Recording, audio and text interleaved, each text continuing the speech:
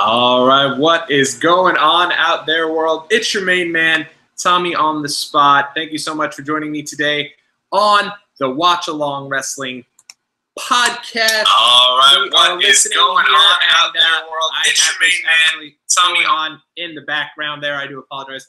I have it set up to my Twitter, and I guess when I went to retweet it, let us know we were on there. Boom, it played. So my bad on that. But we are here and joining you guys on the Watchalong Wrestling Podcast. And when I first started the Watchalong Wrestling Podcast, I'm letting you know right now, man, I was one of the big things about the show that I was, let's get some music going here. Let's get some music going. Gold Rush featuring 2 Chainz, Macklemore, and the official theme song for Summerslam 2013. It's like it's 5 years ago again, man. We're having a hell of a time. I was going to be, when I first started this podcast here, and the idea behind the podcast was to go back and relive some of my favorite memories, my favorite live memories. And one of the things that I always wanted to kind of go back and revisit was SummerSlam 2013. It's a huge event for me. Honestly, I had the T-shirt ready to wear just so we can kind of go back in time there. But I want to just off the top mention Progress Wrestling. I went to their show earlier this week in New York City at La Boom nightclub, and it was a hell of a time, man. Go check out Progress Wrestling if you haven't done so, if you haven't heard of them. They're doing some really, really great things. A lot of the guys from the WWE's UK stuff have come right from Progress Wrestling. Thoroughly enjoyed them, and I'm just glad that I'm able to represent them and spread any word I possibly can. Not like they need any help from me. They had a sold-out place there on a Tuesday night in New York City, and I got to give a lot of credit to those guys. They put on a hell of a show, and another hell of a show was SummerSlam 2013. Man, you know what? I got to be honest. I just did my Disney podcast about 10. We got off the air about a half hour ago, Disney 101 pod. On that show, we're family friendly, so I don't get to pop a cold one, but it's the freaking weekend, man. We're getting stuff started right here on the Watchalong Wrestling Podcast. What's up to all you guys who are joining us? We're going back in time 5 years ago. It's time to pop a cold one, a Stiegel Rattler, grapefruit style. Let's do it. Well, it would have been cooler if I was able to. There we go. Cheers to the weekend, and thank you guys so much for staying up late with me again tonight. Crazy weekend. My brother-in-law's birthday was this weekend. He turned 18, so it was a crazy celebration, a lot going on this week. Obviously, the aforementioned Progress Wrestling. So with all that going on, I had to record this on a Thursday night, and in doing so, I had both podcasts that I had to check out on a Thursday night, and that's insane, but we were able to do it. We were able to have fun with that. If you're a Disney fan, go check us out at Disney 101, at Disney 101 Pod.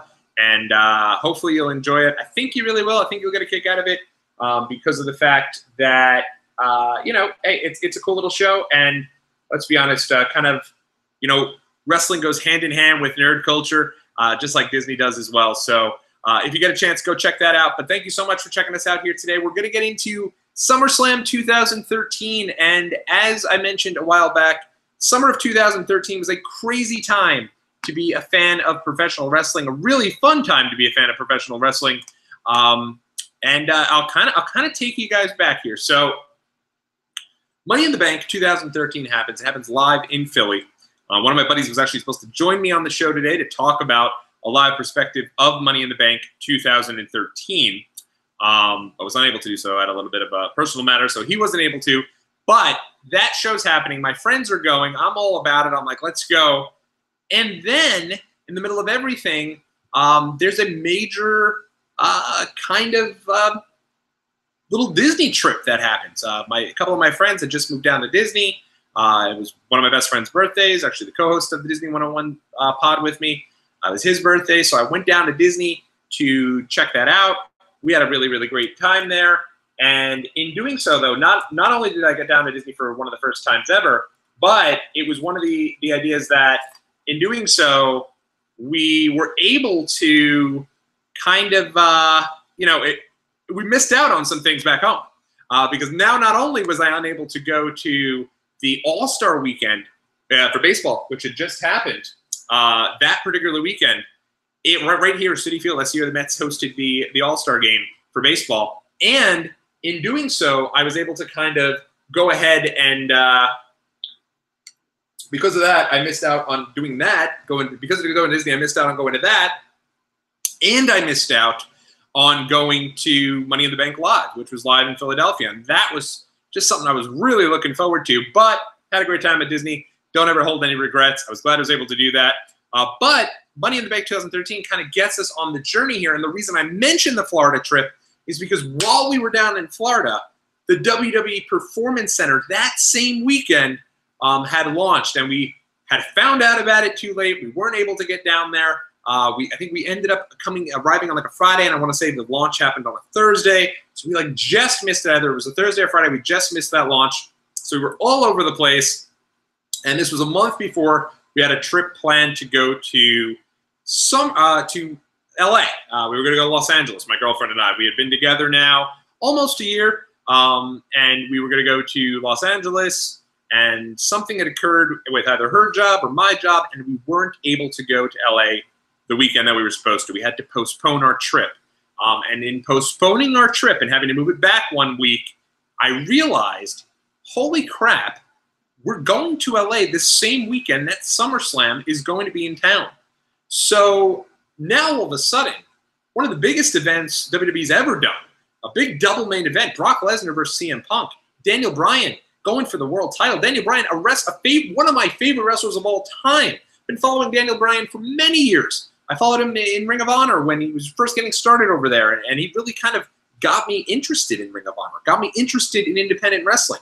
I then followed Daniel Bryan when he came to the WWE. He was part of Nexus. He got fired. You remember Daniel Bryan got fired when he comes over and he joins Nexus. And I followed him. I remember twice I had gone to independent shows, one all the way out in like Bumblefuzz, New Jersey, in the middle of like a high school gymnasium. We went to go see Daniel Bryan. And then we went to go see Daniel Bryan for Dragon Gate USA and posed for a photo with him with the tie, kind of ringing my neck there. So then followed him throughout, even his final show ever for Ring of Honor, which actually I think occurred right before the NXT stuff. But I went to his final show at Ring of Honor. Daniel Bryan, to me, was like one of the most incredible wrestlers of all time. And now, during his first chance of finally getting an opportunity to go for the world title against John Cena, the biggest star in WWE, against the biggest star of the Indies, this is happening in LA, and now I'm going to get to go. And it was incredible. It ended up being my girlfriend's first ever live WWE show. My girlfriend is now my wife, so it holds a special place and was actually our first ever wrestling show. We did go to the Hall of Fame, which was a disaster, which we'll talk about when we come closer to WrestleMania season. I can't throw all the stories at you, or you won't have any reason to tune in. I'll run out of stuff to talk about. That we'll get to when we get towards WrestleMania season. But for right now, our first wrestling show was SummerSlam 2013. This is one of the absolute craziest weekends to be a fan of pro wrestling. There's so much going on. We're going to talk about all of it. We're going to give you that unique perspective. Let's jump right in. Let's do it. Let's watch SummerSlam 2013. I already have this queued up on the network, ready to go. I'm at the double zeros. I'm going to give you guys 5 seconds. I'm going to hang you guys here, hang out. I'll be right back in 5 seconds, in 1 minute, and we'll start to talk about it.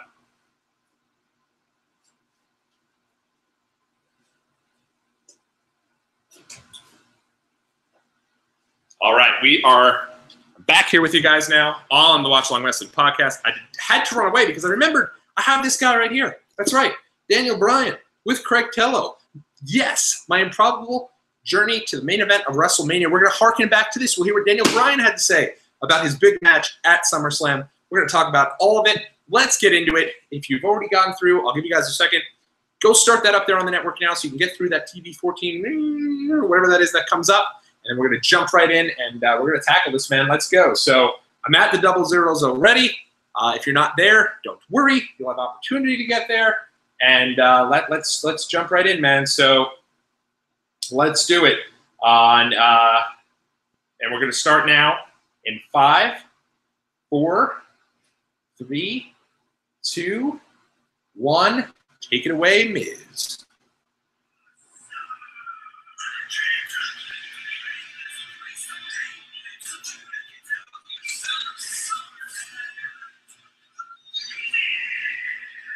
So Miz now is at this point where he started to get over as a heel. Sound familiar, right? It's kind of at that point right now where people are really starting to kind of get into what he's doing and kind of buy into the character, do that whole deal. So in doing so, WWE decides to turn him into a babyface. And of course, I'm buffering here. Let's see here. Sorry, we're already buffering. We're getting some network lags. Let's hope that this can go. Miz is in a tux. So Miz is your host of WWE SummerSlam here. And in doing so, Miz is already, you know, he's turned into a babyface. Probably one of the most improbable people to ever go on to a babyface. I'm just going to restart it here. We're only a couple seconds in, only 30 seconds into the show. So we're going to just refresh it and let SummerSlam kind of come back up. While we do that, though, we will take a look. And so, yeah, Miz right now, he is basically how likely am I to recommend the WWE Network to a friend? Not while it's lagging. It would be very unlikely to recommend it to a friend. But Miz right now, he's a babyface. It is one of the most random times for Miz in his entire career because Miz he's a classic heel. He's the type of guy that you want to get into and you want to be excited about and you like to boo him. You like to see him get his comeuppance. As a babyface, man, it just did not work. Much like it's not working right now for the old show. So hopefully we'll be able to get the show going again, and we're gonna if not, you know, stay tuned here. We'll pull it up and we'll be ready to go. So we are awaiting SummerSlam 2013 to begin so we can watch the show in its entirety. And again, can't thank you guys enough for joining me here. It's 10:20 as we're getting started here, certainly a little later than I'd like here on the East Coast, starting things off at 1:45. We're going to be done here a little after 1 a.m. So if you can't tune in live, don't worry. This will be right on available for you guys on this here YouTube channel tomorrow. So if you can't stay up too late, don't worry. If you got work tomorrow, do not worry about it. I'd love to have you join me live, but if you can't, it's cool, man. Just check us out in the morning. Download us on your way to work. Play us in the background when you're doing your thing at work, and let's have fun. So we are now eventually, we're going to start it again. We're going to try it a second time. And here we go, SummerSlam 2013. And I believe we're going to pick up right where we left off with Miz doing his thing as the official host. Remember, not only is Miz been given the opportunity to be the host of SummerSlam, but he's doing so, his babyface turn comes with the fact that Ric Flair is giving the Miz the figure 4 leg lock. So WWE is really getting behind Miz here as a babyface. I mean, Ric Flair's giving him the figure freaking 4.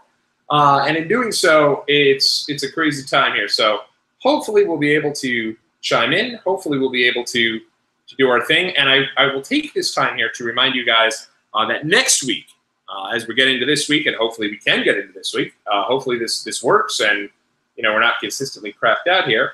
And I will try something else here, kind of to get it started over here. Maybe that'll help out. It hasn't worked on this little link.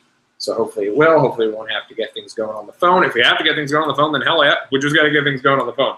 We will get this show in SummerSlam 2013, and hopefully it'll come up here. So, but while it's getting ready to come up, I will mention and I think we got business here. But I will mention next week we're going back.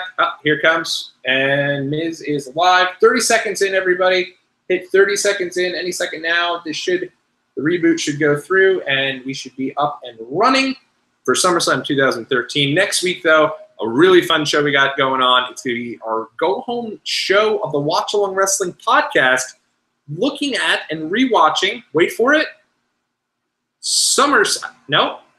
NXT TakeOver 2015, the start of it all. If this is the last time that WWE is going to be coming to Brooklyn for SummerSlam, we're going to go back in time just 3 years ago, rewatching NXT TakeOver Brooklyn, and it's going to be a great time. I honestly cannot wait for it. It's going to be we'll be live Wednesday night, our usual time slot. I know that we haven't been able to get on Wednesday nights that much frequently, but we will be back next week, 9:30 p.m. Excuse me, for the Watch Along Wrestling Podcast, rewatching SummerSlam. NXT TakeOver 2015. And I'm going to have to just go through this again here. I do apologize.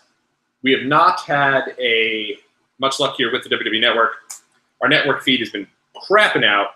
and I don't know if it's the network. Might be the it might very well be the Wi-Fi. I don't think so, though. We have some pretty kicking Wi-Fi here. You'll notice, by the way, I am in a different location than I have last time. A little more lighting this time, hopefully, and also some a little bit more. I have some AC in here, so I'm not like dying on the vine. But good to be out here with you guys talking and back on the Watchalong Wrestling Podcast. Hopefully, we'll be able to get things moving here on SummerSlam 2013. But an absolutely crazy time. I'll kind of talk to you guys a little bit about the show as I get things started here. August 18th, 2013, from the Staples Center in Los Angeles, California, 17,739, filled a sold-out Staples Center, and it was really incredible to be there. Staples Center, obviously iconic because of the Lakers, and downtown LA. This is my first time going to LA.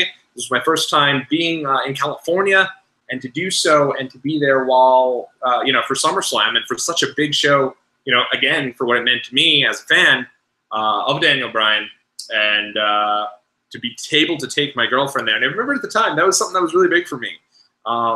It was something that was nerve-wracking. A lot of girls I had dated didn't really like professional wrestling. I know. You're pretty shocked, and I don't blame you. But yeah, at the time, like, wrestling was not something that a lot of the women that I had been with liked. A lot of people thought it was oh, wrestling's fake. How do you watch that stuff? Whatever. So now I'm dating somebody who I take to the Hall of Fame. And I remember that was the only event I had brought my now wife to when I went to WrestleMania weekend in 2013. The only event I thought she'd be interested in was the Hall of Fame, because I'm thinking, oh, Hall of Fame's kind of like a suit and tie type of event. We can get all gussied up. It'll be fun. I understand now, by the way, that it's in an arena and it's basically an event for fans. But I remember going in 2011 and getting a little ticket that actually told you on the ticket to dress nicely. So I'm thinking she'll really enjoy the Hall of Fame, and we'll have a great time. And I was ready for it. I was like, this is going to be so much fun. And what ends up happening? But she hates it. Halfway through, she's wondering where the matches are. She's like, well, what did you take me to? Where are the matches? And I'm like, wait, you would have wanted to go see an actual wrestling show? You would have wanted to go see matches? She's like, well, hell yeah, that would be a lot more fun than this. So I was waiting for that opportunity. I was like, I got to take her to the perfect show. And this show kind of just fell in our laps. And it was something where I was like, we're going to be there. We're going to be having fun. And it's going to be a great time. So let's go, and we'll see how it goes. And this started the beginning of many shows. I want to say she's been to probably about 15, 20 shows with me at this point. God bless her. And I've always been, for a long time, I was just always worried about picking and choosing my spots. We are here, and we're ready to go. 30 seconds in, The Miz is hosting. He looks completely ridiculous. If this craps out again, ladies and gentlemen, I do apologize. I'm going to have to go back to the drawing board and do this off the phone, which is not something I want to do. But we'll see here. We'll know real quick. I'll try to X out of a couple different programs. Maybe that'll help, and we'll see. But so yeah, so I was able to take her to our first show. It had been something where I was like, I wanted to take her, and I wanted her to have a good time. And for a while, I was picking and choosing my spots. I was like, I know this is probably not going to last forever, that she's going to think wrestling's cool, and she's going to thoroughly enjoy it. And so I had to pick and choose. The last thing in the world I wanted to do was have her go and be miserable, and then hate wrestling forever. So I was like, I can't just take her to a random house show. I can't just pick and choose different Raws and SmackDowns to take her to. And it had been probably about, I'd say, a year or so into going to shows where she was finally like, dude, the show's bad. You're not booking the show. I'm not going to be upset about it. I'm going because I enjoy spending time with you, and that was something that kind of meant a lot to me at the time. So thus far, we are having no luck in getting the show going. We've been now 6 weeks on the show. So what we're going to have to do is we're going to have to start this off as I get this going on the phone. Hopefully this will work out. Hopefully you guys will be able to hear the phone in the background, and we'll be able to go through there. So let's do it, and away we will go. So SummerSlam 2013, we're going to get back in time here. Seems like the phone is working like a charm, so we'll do it through the phone, and hopefully the old PC will be ready to rock, and we'll be able to go from there. So here we go, and away we go.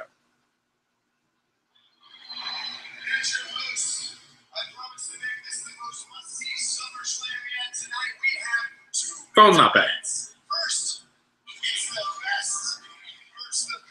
This I remember thinking was very weird. This was on the actual show. And before the show started,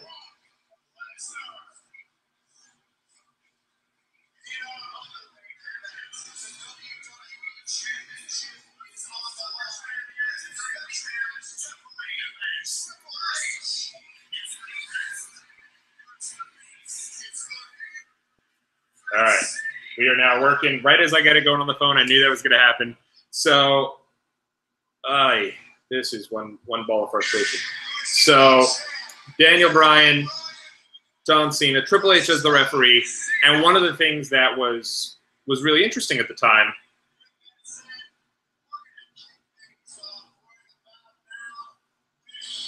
And okay, so here comes Fandango to interrupt the Miz, and Fandango at the time was really getting over. And if you guys have been following me on the Twitter at WatchWrestlePod, you could see some of the shows that I had been watching live and some of the things that I had been kind of tuning into live. And Raw 1051, one of the best shows that had ever occurred. It was, one of the best Raws. Honestly, after watching that show, I was like, damn, I should have done a Watch Wrestling Pod on that show because that show was awesome. And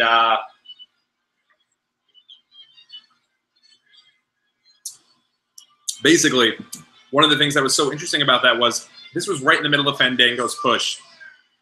That's the end of Miz. He's welcoming us to SummerSlam. As he does, we'll turn him down a little bit as they get started here with the feature presentation. But Fandango, we're right in the middle of Fandango's push. He debuts at WrestleMania.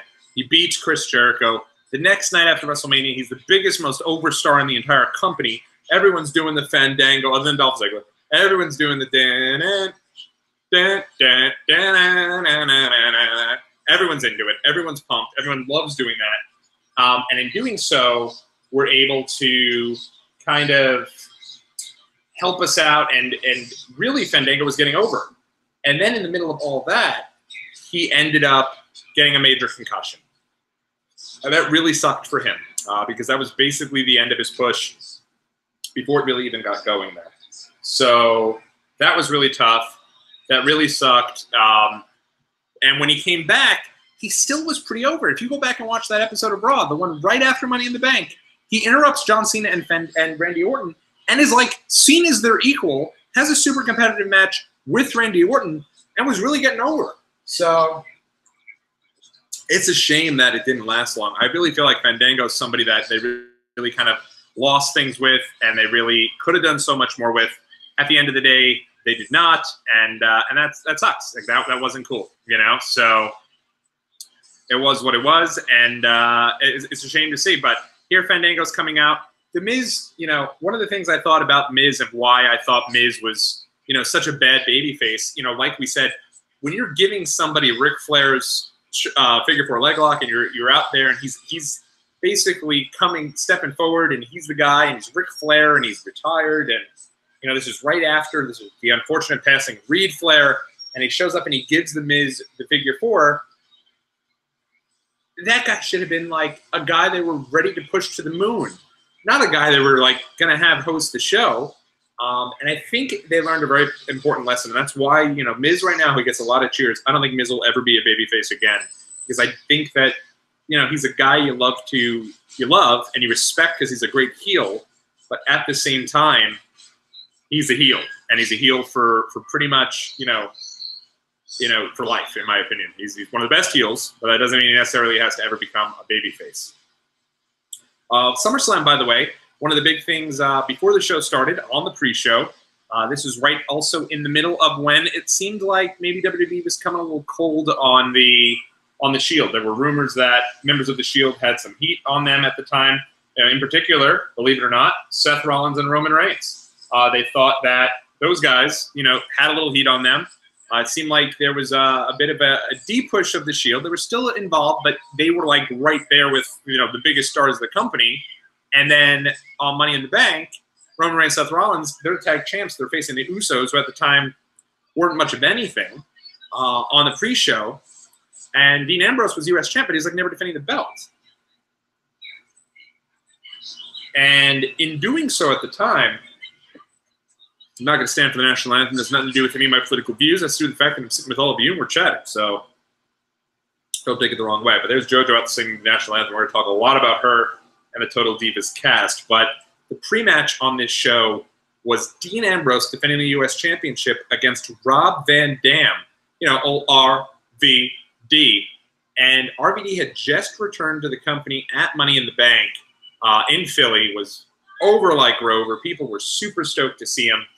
Didn't really work out this time, this push for RVD. You know, he had good matches. On that same episode of Raw, him and Chris Jericho completely tore the house down and did their thing. But at the end of the day, it just kind of it didn't really quite work out for Rob Van Dam. But I remember thinking, oh, well, they're setting up this U.S. title match, and they're going to build to a big six-man tag, I believe with either the Usos or with Mark Henry. And Big Show, I think, was also there. Big Show had just returned. He was involved, and I thought, oh, this is easily just going to kick off the show with a big six-man tag. And instead, nothing happened. They were all in there. They were all in the ring. Everyone was ready to go. It was pretty much a no contest. Everyone jumped in there. It looked like they were ready to have this big brawl. And that was the end. That was the end of it. And they had nothing moving forward, man. It was the end of the Shield match. It was the end of the Shield on the show, and they weren't on the show, which at the time they were, you know, again, they were guys who kind of took WWE by storm and then went through this little brief lull, I'd say from about July until November, until Survivor Series, and that's when they kind of turned back around and WWE again got behind them. But it was weird. They came in, they took the world by storm. They're taking out Undertaker. They're taking out top guys and beating them straight up. They're involved with CM Punk in the world title, and then kind of devalued and pushed a little bit. They lost their titles eventually, you know, they eventually came back up, and all those guys have done real well for themselves. They're all former world champs. It just goes to show, don't give up on people so quick. You know, somebody like Fandango, again, I think Fandango could have been something. I don't know what he could have been. I don't know if he would have been a world champ, but you could see at this point, he comes out to interrupt Miz, he gets a huge pop. People are doing the, you know, the Fandangoing and all of that. You'll see JoJo comes out here to sing the national anthem. This is just 2 weeks after the debut, I believe it was 2 weeks, after the debut of Summerslam, of Total Divas. Total Divas was something that at the time had really kicked off and had been something that we basically, you know, no one had high hopes for. Everyone thought was kind of going to be something that, you know, at the time, remember, this was way before the women's revolution. So when it was announced that they were doing a show about the Divas were so devalued at the time. Specifically, the Divas chosen for the show. This wasn't like your AJ Lees. This wasn't like any of that.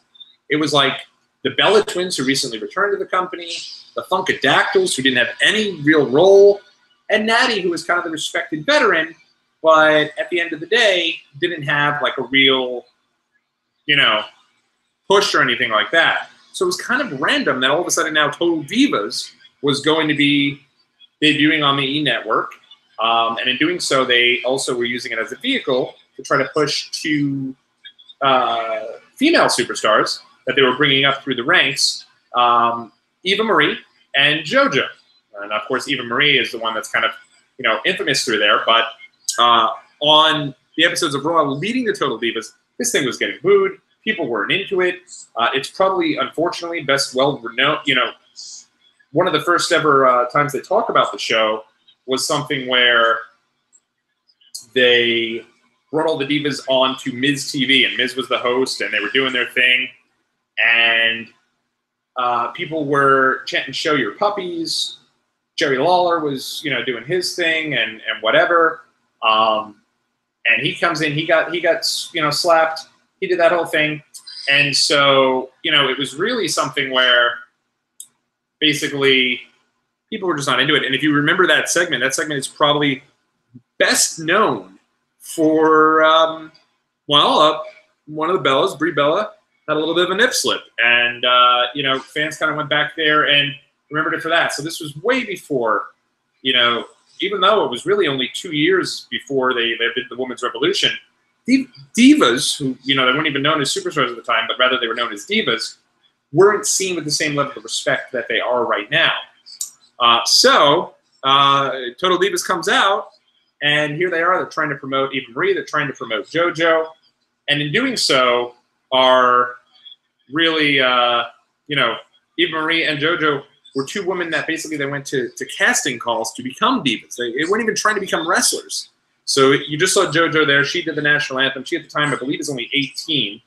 And was getting her opportunity, and this was the way to get her on the show. And now here comes the Wyatt family. They had debuted just a week prior to Money in the Bank. And when they did, I remember when they first started, they really had these really unique, I actually saw Bray Wyatt at Access, WrestleMania 30 Access, WrestleMania 29 Access just a few months prior, and I remember being like, whoa, who is this guy? He came out, he cut like some cult-like promos, and really just unique stuff. I mean, it reminded me a lot of Waylon Mercy from 1995, who I thought never really fully got his shake in what they were trying to do with him. And here comes Bray Wyatt. Now it's like a character you haven't seen, and he has all these crazy videos. And I remember, my girlfriend and I, we started dating at the time, and I was like playing these Wyatt vignettes, and she was like super interested. And like, he really was. It was something that completely caught you off guard. And it was cool to see the repackaging of, the former Husky Harris, who came up with, Wyndham Rotunda, the son of IRS, came up with the new Nexus, and then was kind of just gotten rid of pretty quick and really kind of devalued and sent back down to OVW, reinvented himself, and they started making a name for themselves in NXT prior to NXT being what it is now. And so that was something that, was really interesting. And it really was, it was just such a really, really cool, character. And it was something like we hadn't seen. And here he is here in the Ring of Fire match, which is pretty much an Inferno match, except I don't believe they told you had to set your opponent on fire. But if you go and you check out some of the photos I put up this morning at my personal Twitter,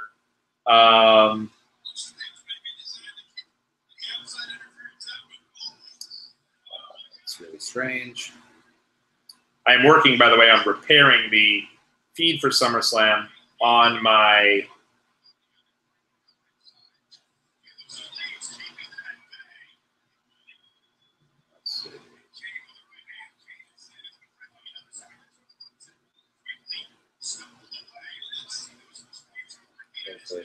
allow it.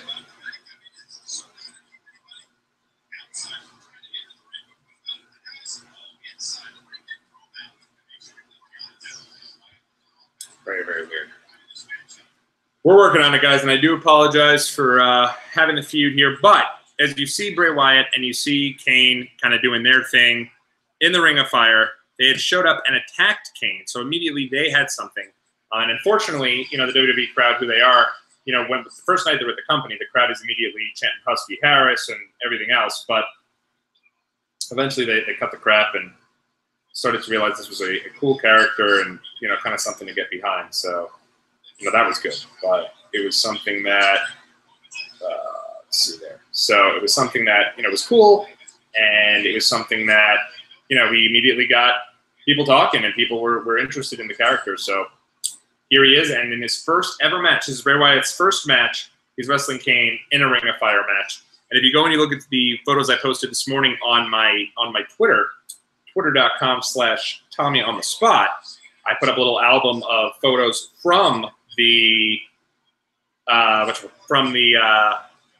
actual SummerSlam event, and you could see photos of the fire department. They had the fire department come out and stand and surround the ring with fire extinguishers, just in case anything were to occur.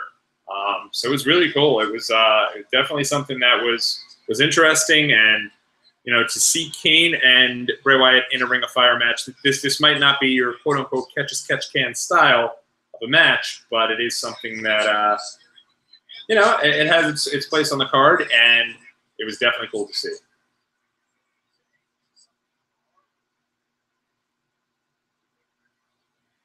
And you can tell one of the cool things, there's the fire department right there.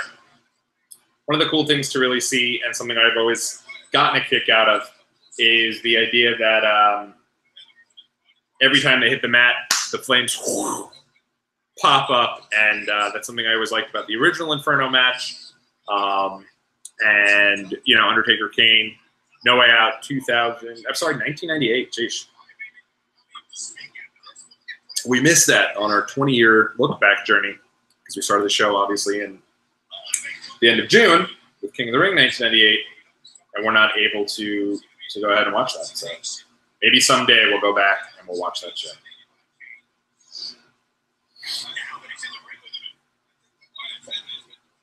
Luke Harper was somebody who I had actually seen for years on the independents, and has recently come out and say that in the beginning, you know, when they first started the Wyatt family, he actually had a little bit of heat with Eric Rowan. Obviously now him and Rowan are the Bludgeon Brothers and couldn't be doing any better for themselves. So, you know, I certainly think that's great. Problem is that it very well might be, you know, this computer over here that is I used to play the show is old. It's, you know, I got the computer right about this time in 2013. So 5 years in computer years is more like probably 70 or 80 years. And so might be time to upgrade the old PC. Might be on the list of to-dos, so to speak. But you can see Harper's got kendo stick that he's trying to light on fire. So it's pretty cool. And I remember being super high on. If you go and look at those photos I put up this morning, we did not have good seats for this show. Remember, we got at the very, very last second. I remember being able to feel the heat whenever it would go up. So if you're in the front row there, you had to feel the heat of this fire, and it had to be interesting to be a part of it.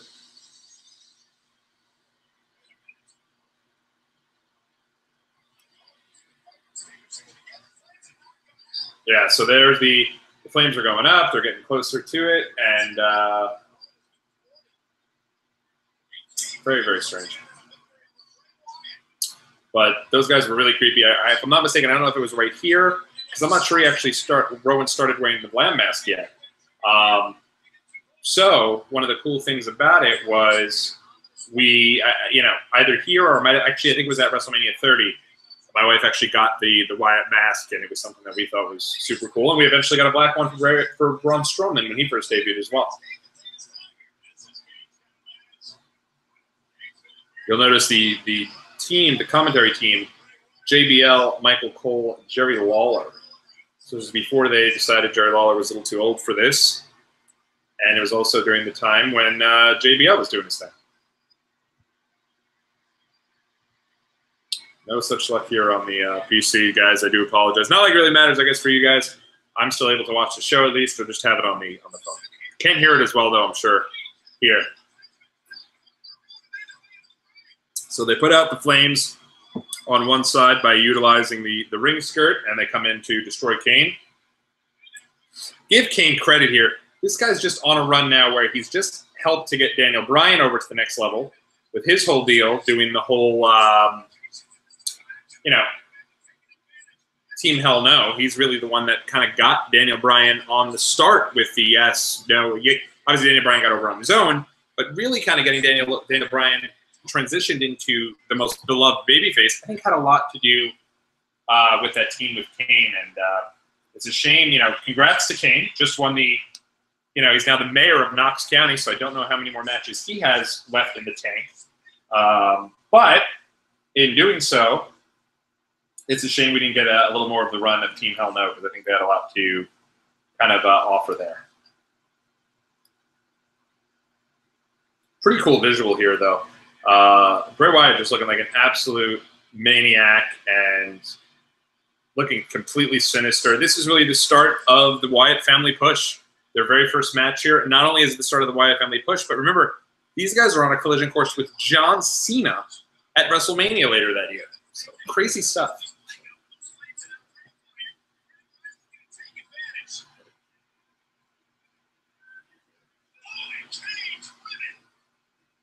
Let's see here. Looks like we're finally able to get this moving here. We are. And Bray Wyatt wins the match. And now I'll take a pause for the cause. And I'm going to start to have this go up here on the main computer. I'm letting it kind of just play through since we've had so many issues with it. But it looks like we're moving it. And when Bray Wyatt just got the 1, 2, 3. So right now on the live feed, we're here 20 minutes, 19 seconds into the show. And Bray Wyatt with the win. And we'll pick it up. That's why I didn't turn off the phone yet, because we've had so much luck here with this feed. But Bray, man, he was ready for his big push. He was ready for that next step in his career. And you know, who would have known this character would have lasted 5 years and been so successful? I mean, if you think about it, Bray Wyatt's had matches with everyone.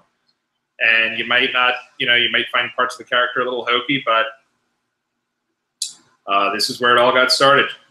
And, the Sister Abigail, right there, the big fire goes up, and we are now at 20 minutes and 19 seconds. And now we finally look like we have the feed going. But we'll leave the computer on just in case. But Bray Wyatt with a big win. And at the time, I think was only like 24, 25 years old. He was a young dude when he first came up here. And actually got, Bo Dallas was actually up in WWE a full year or so, I want to say. I want to say he was Royal Rumble 2012. So that's a year and a half before Bray Wyatt debuts the Bray Wyatt character. But there he was, one of the bigger stories kind of this weekend. And this was, again, just an absolute crazy weekend. Now that I finally got the freaking feed going, we can talk about some of the craziness from this weekend. Not only was SummerSlam 2013 a great show to go to and a lot of fun, but this was the last year, if I'm not mistaken, that they did Access for SummerSlam. Access, obviously, is the WWE Fan Fest that they do each year for WrestleMania. But they had done it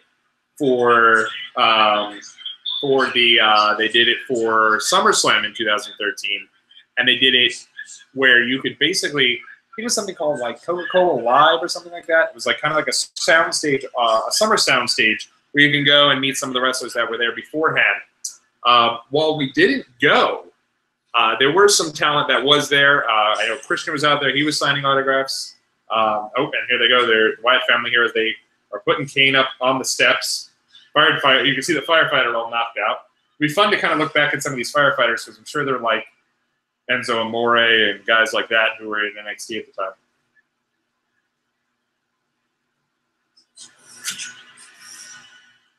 Yeah, they're about to. This is part of the end of Kane's run here, and at the time, WWE had a lot of veterans who were kind of in and out. Jericho had just finished up another end. I mean, look at this here.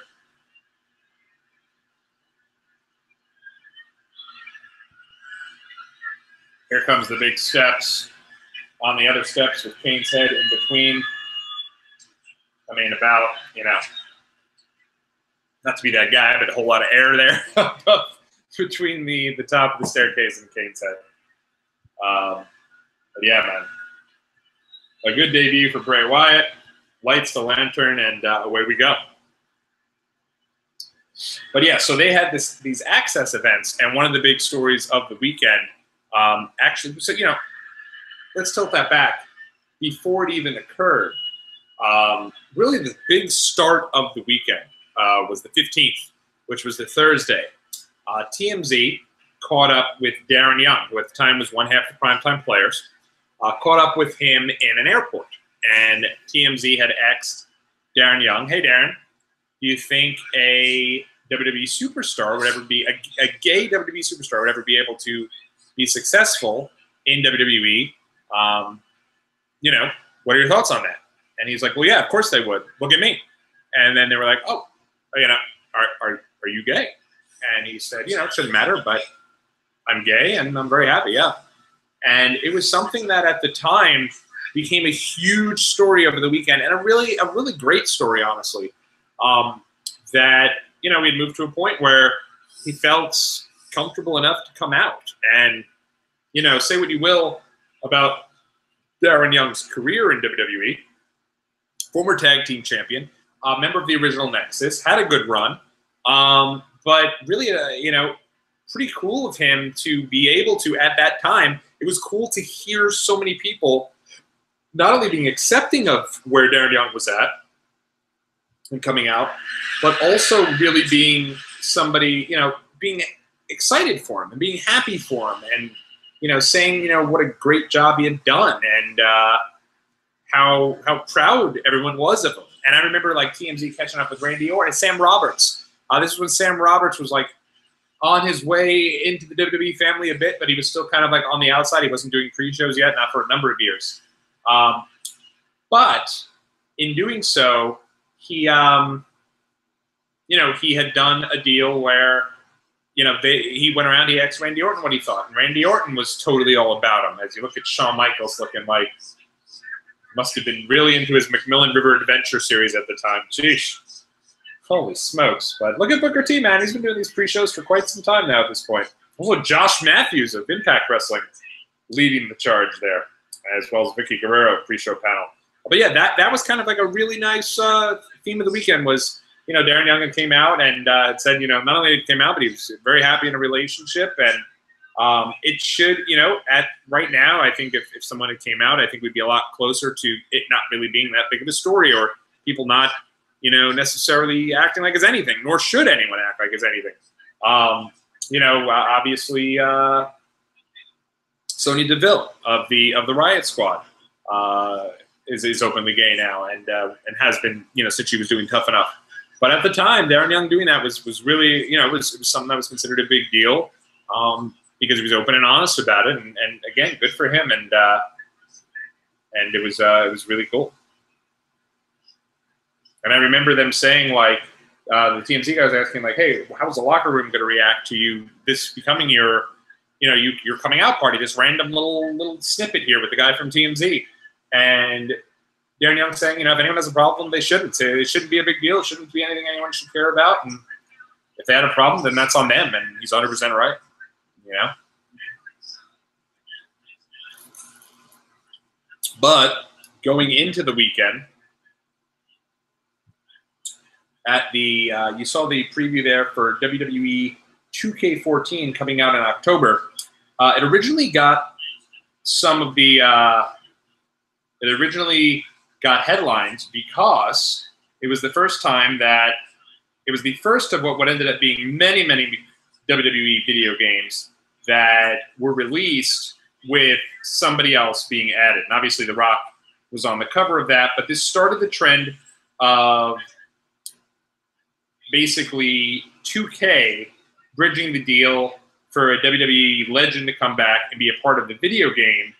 And on top of that, that person then really kind of coming back into, you know, coming back in and being brought back into the WWE family because the pre-order bonus for WWE 2K14 featured the return of the Ultimate Warrior. And not only did that start this, but Warrior came back, he's part of the video game, and then immediately it became one thing after another with Warrior just slowly coming back into the WWE family. And it started that trend, and it's a trend that's continued till this day. I mean, you had Warrior do it one year. The next year was Sting. The year after that was, I guess it would be Bill Goldberg. Year after that is, that's another Kurt Angle. Now they have Rey Mysterio, and I'm sure he's not too far away. So it's something really cool with these video games that have come to and had been a big deal. But one of the big things for 2K14 was it was also one of the first times they did a big roster reveal and a panel discussion, which they'd become famous for during SummerSlam weekend. And one particular panel discussion was held on the day before SummerSlam, as Damian Sandow comes to the ring during the beginning of his biggest push. But I'll read this here from the Figure 4 online, the Figure 4 Daily, rather. The biggest story coming out of Los Angeles was Ric Flair hijacking WWE 2K14 video game press conference, which featured, and listen to the panel here. Jim Ross was hosting. You had Dolph Ziggler, Rey Mysterio, Steve Austin, Paul Heyman, and Mick Foley, all there for this 2K14 press conference. And unfortunately, this was during a period of time where, Ric Flair was there, and it started out normal. Everyone was going around doing their thing. And it got to a point during the show where Jim Ross was going around. He was asking everyone their opinions on, like, their favorite WrestleMania match, because this was also when WWE was in the process, I believe, of doing the Legends of WrestleMania video game. And in doing so, he went around, he asked everyone their favorite WrestleMania match, and went around, did his whole thing. And in doing so, they ended up really kind of, oh, I apologize. Legends of WrestleMania video game came out in 2009. I apologize. But in doing so, they ended up really promoting, for 2K14. They ended up really having a lot of promotion for this. Remember that Ric Flair, so they were going around, Jim Ross was asking everyone what their favorite WrestleMania match is, and he had this deal where he wasn't going to ask Ric Flair his favorite match, but instead was going to come back to Ric Flair in the end for like a big reveal of what Ric Flair's was, and kind of let Ric Flair go off on a tangent. Well, he forgot. He goes past Ric Flair. Mick Foley thought he forgot about him. So Mick Foley ended up saying, "Hey, Jim, you forgot about Ric Flair," which everyone was all on. Mick Foley everyone was on Mick. Everyone was making fun of Mick because he ruined Jim Ross's big plan. In doing so, he goes over to Ric Flair, and Ric Flair just hijacks the show. He talks endlessly. He's talking about all these things, telling a lot of really good stories. He had told a really heartfelt story about, as his feed continues to crap out of me here, but he had told a really heartfelt story about his son Reed, and how his son Reed had passed away. And when he passed away, Rick had given Reed his one of his Hall of Fame rings. Remember, he had two. One that he was down in when he was inducted on his own. One when he was brought back to be inducted as a member of the Four Horsemen. And he gave one of the Hall of Fame rings to Reed. Reed was buried with that ring. And then gave another Hall of Fame ring to David Flair. So we didn't have any more Hall of Fame rings. So he shows up to NXT, and Triple H pulls him aside and presents Rick with a new Hall of Fame ring. And WWE actually went and engraved Reed into the ring. So Rick tells this story. It was really heartfelt, and talks about what a great company this is to work for, and everything seems to be going well. And then it kind of goes south in a hurry, and he starts to tell all these stories. But I mean, he's having a great time. A lot of people are laughing. He talks about how John Cena and him go out drinking all the time, and how Cena never drank until he met Ric Flair. Now John could, drink him under the table. All these other people could drink him under the table, and they kind of even have to. Paul Heyman makes a joke and kind of rips up JR's notes, saying, ask Ric Flair a question, we don't have time for that. Ask Ric Flair a question, we don't have time for that. Because Flair had gone on such a big tangent. Flair talks about things like TNA, and Flair talks about things like Hulk Hogan, and how Hulk Hogan, it should have been him and Hulk Hogan who had a match. He kind of takes a shot at Daniel Bryan, saying, what would Harley Race think of Daniel Bryan being in the world title match? And really is just all over the place. And JR even makes a couple of jokes about how, the event is brought to you by Grey Goose, and there's rumors there was a lot of drinks that were available beforehand, and, Flair was having some of them. And remember, the guy's also going through probably the worst freaking feeling in life here. Just lost his son a few months earlier. No parent should ever have to bury their child. I can't imagine the fucking pain that must have put the guy through. So if he's out there having a good time, I get that it's a tough spot with 2K out there, and it's a 2K event. The last thing you want to do is piss off a sponsor. But, apparently the sponsors were a little unhappy with Flair's behavior. Stephanie McMahon had to apologize. And at the time, they were in the process of working out a deal to potentially bring Ric Flair back.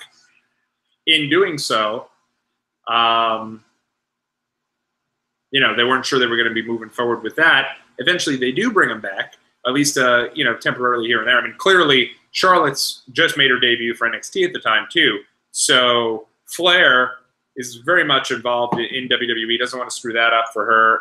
And, WWE, it's Ric Flair. You're not going to really punish Ric Flair. So the guy who does get punished from this is Jim Ross. He's fired from the incident. WWE felt that Jim Ross could have done a much better job, I guess, in controlling Flair and not allowing Flair to take over the event. I mean, you have all these big stars that are sitting there. You have swig of beer there. You have Stone Cold, speaking of swigging a beer. You have Mick Foley, who travels from New York to be there. Stars that came there who weren't even a part of the SummerSlam card, who were there specifically for the panel, and they're not getting a word in edgewise, even though some of them were laughing and having a great time, and a lot of people thought this was great. Not a great look. And so from that, unfortunately, Jim Ross was terminated, and that was the end kind of Jim Ross's role. You know, Jim Ross has had a couple of times where he's been back since, thankfully, and was able to come and call one of the WrestleMania matches. I believe he called the main event of WrestleMania 33 at Orlando, which is great. But it's sad because there was a lot of period of time there where Jim Ross had not had that happen. So here's really the big start of the push for Damien Sandow, and I guess also the fall of Damien Sandow. Sandow and Cody Rhodes were the Rhodes Scholars. They were a tag team for a while, and they had both been in the Money in the Bank match the month prior. And in that match, Sandow was kind of taken out of the ring. And, you know, while he basically wasn't a part of the match, really. He was on the outside of the ring the entire match. Cody at the time is going, and he is pretty much going to ascend to the top of the ladder, get the Money in the Bank briefcase, take it home as a big win. Remember, Cody was rumored to be the guy to win the 2011 one, so it's kind of like bringing it back to Cody winning that Money in the Bank briefcase and kind of doing their own thing with it. And in doing so, they pretty much set up a deal where Sandow knocks Cody off. In doing so, it flips Cody, makes him the babyface, Damien Sandow the heel, and Damien Sandow wins the Money in the Bank briefcase. And I remember the thought at the time was, the only person who had lost the Money in the Bank briefcase at the time was Cena, and he had won the Money in the Bank and announced when he was going to be facing his opponent because he's a babyface. So one of the major thoughts was that Damien Sandow was eventually going to be world champ, because it was just kind of a foregone conclusion at the time that Money in the Bank would go to somebody who would win the title. And Sandow eventually did cash in and unfortunately did not win the title. Became the first guy to do so kind of at an inopportune moment for his opponent and not come through with it. And he never really recovered. Baron Corbin, in my opinion, is still trying to recover from, you know, him losing the Money in the Bank right before SummerSlam last year, kind of just in a random match, and, you know, never really, in my opinion, still hasn't fully recovered from it. And Sandow would never really recover either as, like, kind of that serious upper echelon type heel. He would become very famous and do very well for himself as Damien Mizdow, getting a big babyface push, but it didn't really happen for him in terms of, you know, where he's at, in terms of being a heel at least. And I thought he was a great heel. I really did. I thought he was an awesome heel, and it's a shame that things didn't work out for him from that point. Cody, in my opinion, still, you know, Cody, I think, you know, is a much better heel than he was a babyface. And the one thing people loved about him before he became a babyface was he had the mustache. And people were into the mustache, and when he turns his face, they kind of got rid of the mustache.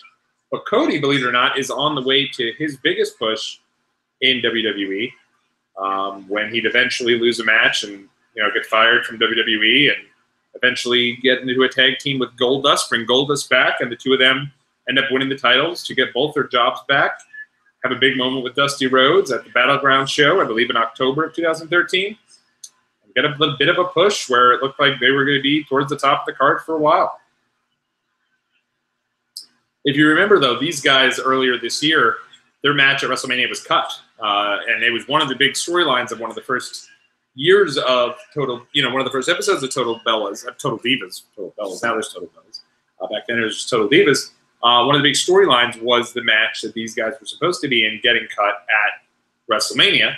The match was supposed to be the Bellas teaming with Rhodes Scholars, Cody and Damien Sandow, to take on the team of Tons of Funk, Brodus Clay, and Lord Tensai, who I guess was not Lord Tensai anymore. I guess it was just Tensai. And they were teaming up with the Funkadactyls. But because the match between Punk and Taker went too long, that match was cut. And so these guys, were kind of already trying to recover from that.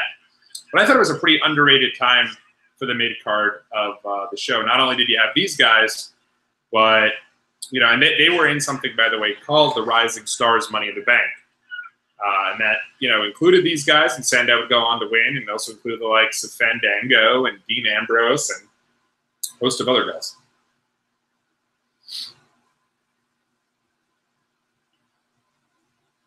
But you could tell, unfortunately, that they're involved in a big rivalry, and the crowd is not super into it. And I don't think that they ever really fully got, it's great they got a SummerSlam match. People are beyond Cody there. But that match, Money in the Bank, when Cody's climbing that ladder, he's about to get that Money in the Bank briefcase, people were really, really freaking into Cody. People were into him. People were cheering for him. And it was just a perfectly done turn from Sandow to go against Cody. Who would think, by the way, in looking at this match, that Cody would become what he is today, which is one of the biggest stars, American stars, in wrestling, outside of WWE. And doing all the great stuff that he's done and that he's doing with All In. Just a few weeks away from All In weekend. It'll be a lot of fun. That'll be a fun weekend, too. Realize we are a little behind schedule here, and I do apologize for that. It's a good show, though, once we get past some of these earlier matches. So at least it'll be entertaining if you do decide to stay up with me. If not, I totally, again, understand, and away we'll go.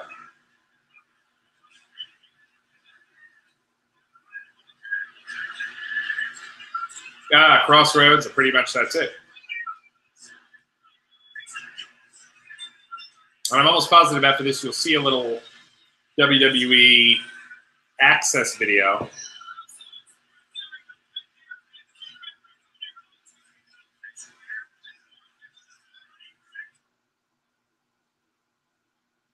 Stopped, but yeah, people were into Cody there, and he picks up a nice little win. And of course, that was kind of the model of somebody having a Money in the Bank briefcase. Doesn't matter that they're going to lose, because eventually they'll cash in, they'll win the title, and now you have all these ready-made challengers. Problem with that mindset is nobody believes that they're a valuable champion when they're kind of losing every part of who they are.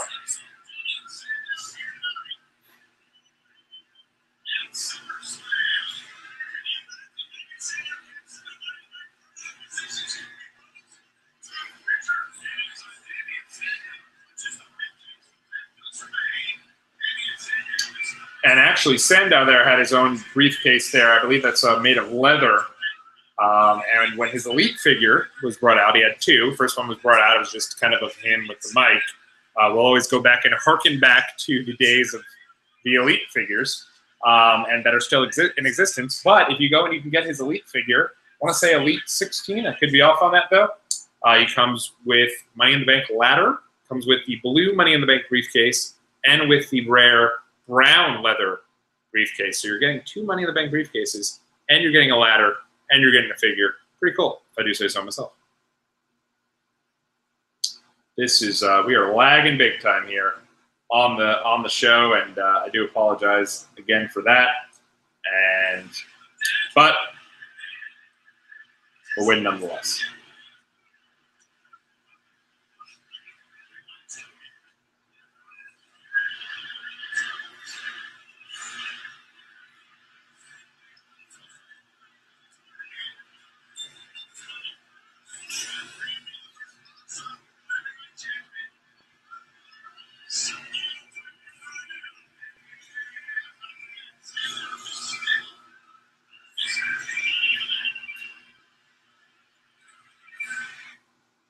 Cody, at the time, too, I remember was on, I want to say, when he was on the Legends of WrestleMania podcast, was really unhappy with the fact that they had lost their title match. I think he said something to the extent of like, hey, no one thought the match necessarily belonged on WrestleMania, but at the same time, they felt that I kind of belong on WrestleMania. So I thought that was pretty telling.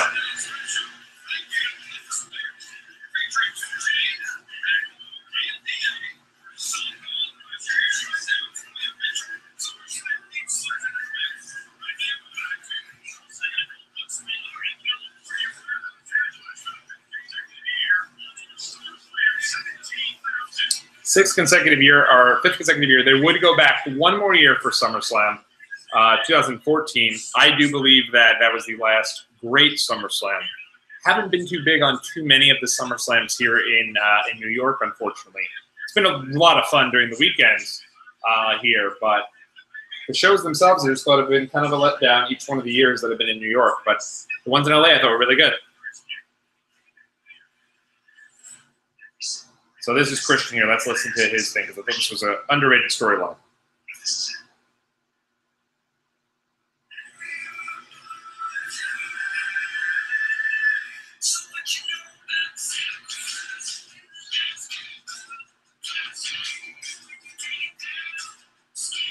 So what they're showing here is an entire video collection. I did not stop it. The thing is still lagging, and it's tough, guys, but we're trying to get through.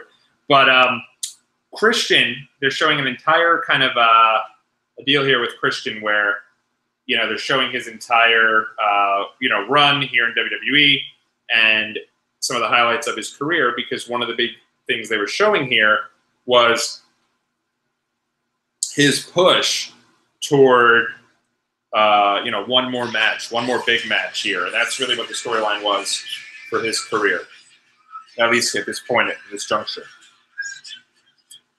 And I have had the honor not only of attending Edge's final match by going to WrestleMania 27, but I also attended Christian's final WWE match, which occurred back on, I want to say, it was the Raw 2 weeks before WrestleMania 30 over at the Barclays Center. It was one of Christian's last match, and no one knew it at the time. We are really struggling here with the feed here, so I am going to pop it back up onto the phone. I do apologize again, everybody. The phone certainly seemed to be working a lot better, so we're going to stick with the phone for now and kind of take it from there. I'm going to go exactly to 41 minutes, and there we go.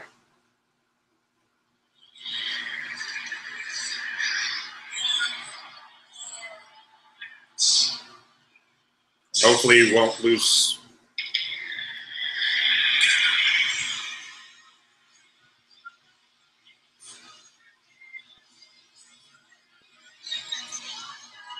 So they were dealing, the whole deal with Christian here is, this could potentially be his final world title match. And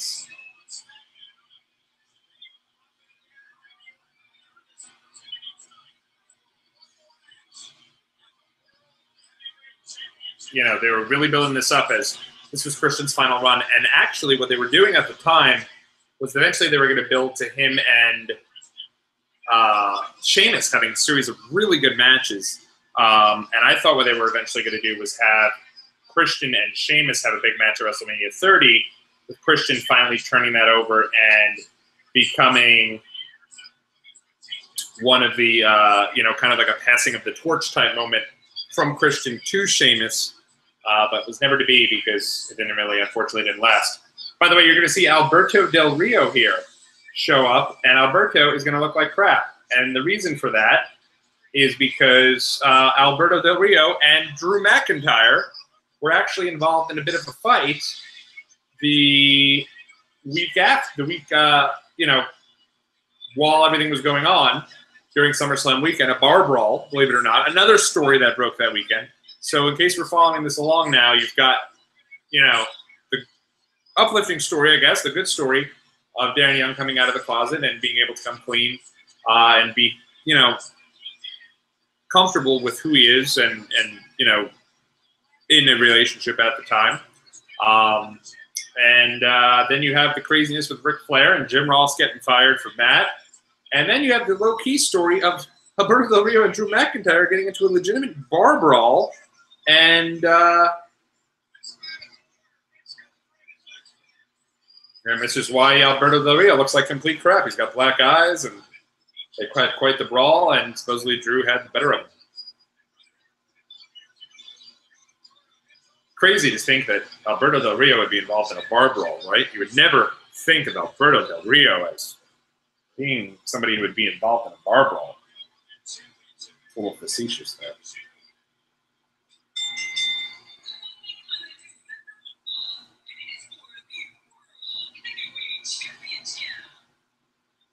Lillian Garcia handling the announcing duties at the time.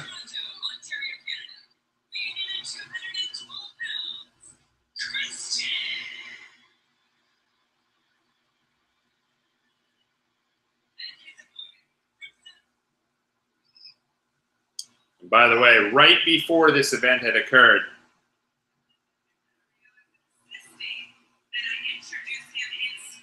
oh, what a heel. But of course, he's getting a big cheer because they're in LA, which is not too far from obviously the Mexican border and all that. So they had inexplicably, and in one of the worst decisions I think they've made, they split up Alberto and Ricardo right before this show and took Ricardo away from Alberto, and I thought that was really a big mistake. And I thought that was something that really kind of took a lot out of Alberto's character. Having his own personal ring announcer was something that really kind of set him aside.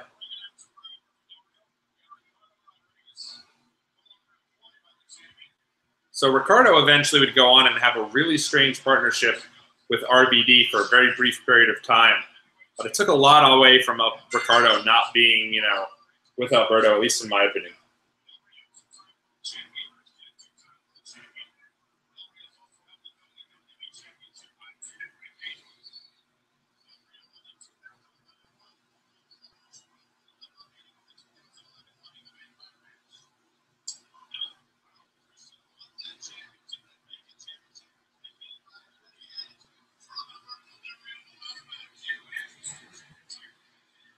Alberto Del Rio, by the way, was the champion, and it seemed like it wasn't really going to be a long title reign for Alberto. At the time, remember, Jack Swagger, of all people, had gotten the opportunity to challenge Alberto for that title at WrestleMania 29. He had won the title. It looked like they were really getting behind him. He had a really hot angle going on with Zeb Coulter, the Real American gimmick, and it seemed like he was going to get a big push and probably get the world title. However, he got pulled over and had weed in the car right before, and this became like a big story right before WrestleMania. So that was the end of Jack Swagger's push, and Alberto would go on to win the title back from, he never lost the title to Jack Swagger, and instead would go ahead and basically would lose the title to Dolph Ziggler in a whole big moment. Kind of seemed like a crowning of achievement moment for Dolph. He cashes in Money in the Bank. Seems like that's the way they're going to go with the title for a while. And Dolph gets a concussion. Does it sound familiar? Well, of course it does, because earlier we talked about how they looked like they were going with Fandango, and he got a concussion. So the lesson of the story, unfortunately, is that you get a concussion when WWE is getting behind you. They're going to see you as injury prone and take away your push. So when Dolph lost the title there, now Dolph has the title. Looks like people are really getting behind him. He gets concussed, and that's the end of his push, and Alberto gets the belt back. So Alberto really kind of had a 2 different year period. Because if you hearken back to when him and Christian were going for their stuff, Alberto has, seemed like he was going to win the title after he won the Royal Rumble, but they keep it with Edge. Edge retires. Seems like they're going to go with him when he goes with Christian, but instead it goes to Christian out of nowhere, kind of piggybacking off Edge being the guy, having to retire and all that. So they eventually give the title back to Randy Orton, and Alberto never really gets his shot until he cashes in Money in the Bank at SummerSlam 2011. Remember that, because it'll be something that we get to a little bit later on.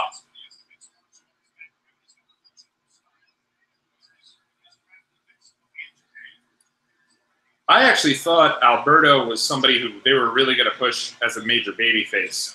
The Yes chant was super popular at the time, and Alberto was doing his own version of the Yes chant, and the C chant, C-S-I,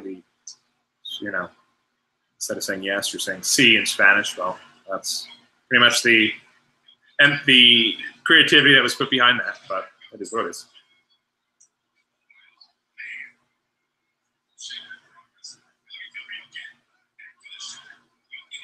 These guys did have some great matches, though, I will say. I mean, I think at the time they were doing such a good job in building up this one more match storyline that you really thought Christian might be the guy to get at least a bit of a run here. But it was not to be.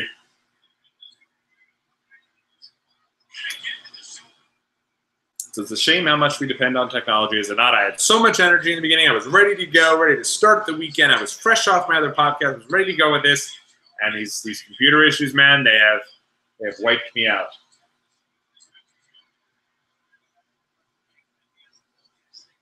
Speaking of wiped out, I mean, you want to talk about crazy. So we had gotten to, I'll kind of go through during this match here what our trip to California was at the time. Because, we go down to California and we had a really good time down there.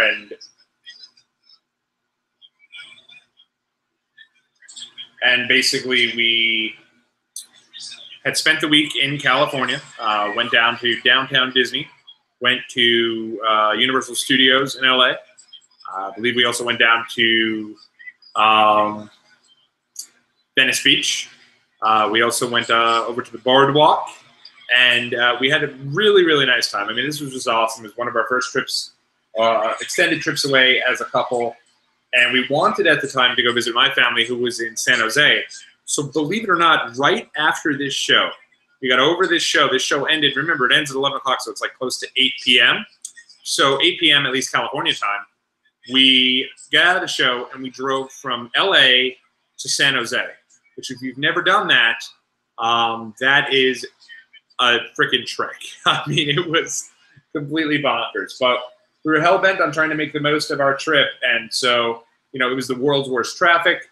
But we did our thing, and we ended up arriving, spent the night with my family, did a day in San Fran the next day, and had a heck of a time. So, hey, don't let logic and fatigue get in the way of a great trip is what our motto at the time was, I guess.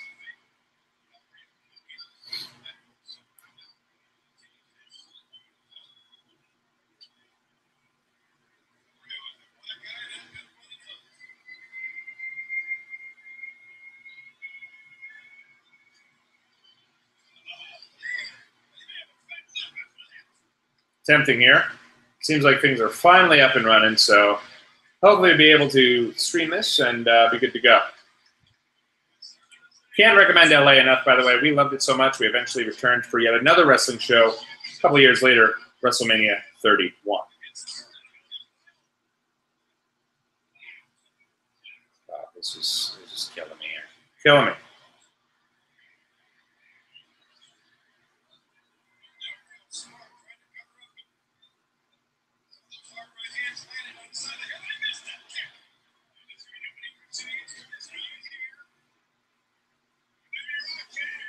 And we are finally now going to be able to get in, and we should be good. But these guys, in the meantime, while this is going on, are having one hell of a match, a very underrated match. And that was the thing with Alberto. He was never anybody who got me too excited about much of anything. But damn, he was solid as all hell in the ring, and we were able to do that. All right, I am doing whatever I can to get to where we need to get to. So I am going to get to 52 minutes, 30 seconds, and we're going to make the switch over right here. 36 seconds, 52, 36, moving over, and there you go. So that's where we're at right now. Looks like we're finally moving on the big screen. It took long enough. Holy smokes, that was frustrating. Let's crack open another one. By the way, I used a bottle opener for the first one, and I could have just clocked it right over. These are fantastic, by the way. If you're looking for something, can't recommend them enough. These Stiegel Radler Grapefruit. Big fan of German food. Radlers are freaking awesome. I saw these in the store and had to jump on them. The grapefruit version of it. now I can settle in. Now I'm feeling like we've gotten our second wind here, and we're ready to go. And Christian and Alberto Del Rio. But look at Alberto. He's gotten his ass whooped during that bar fight. And, doesn't mean much for Drew. Drew could have gotten his ass completely whooped. No one would have known. He didn't have any match on the show. At this point, he was in he's still in the middle of his big storyline kind of promoting his match with, being a part of 3MB.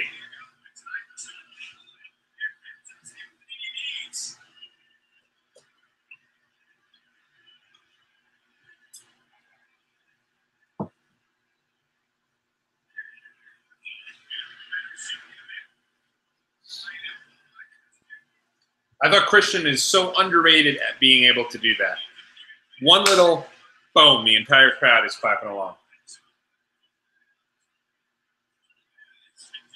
These guys are just so solid.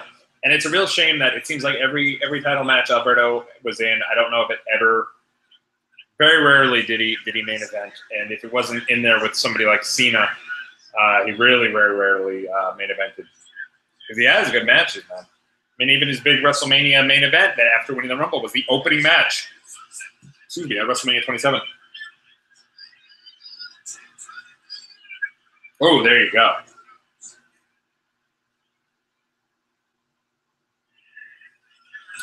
And you talk about, losing stars. And, I mentioned Jericho had wrapped up his run a little while beforehand.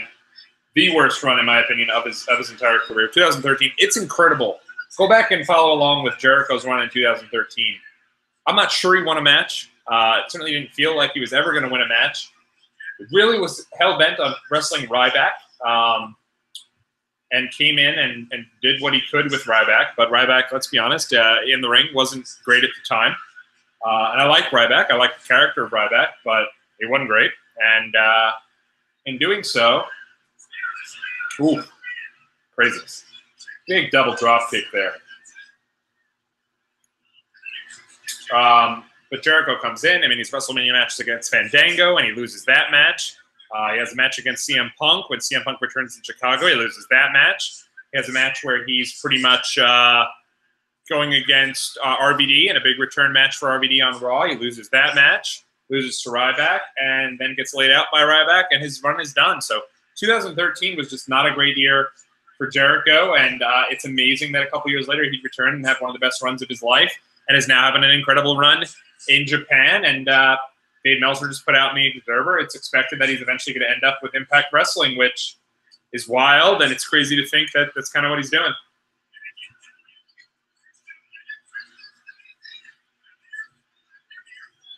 Crazy match here, though. These guys really bringing it.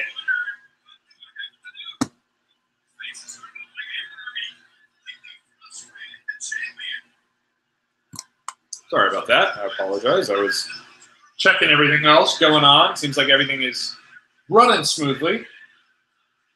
Crowd's into it. This is awesome. First This Is Awesome match of the day.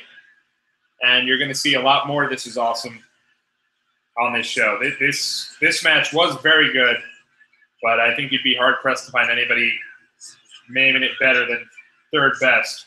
I thought that was it after the spear. Of course, Christian's still selling the arm, though, so we had to use that and do that. You listen to Christian. Oh. Arm breaker.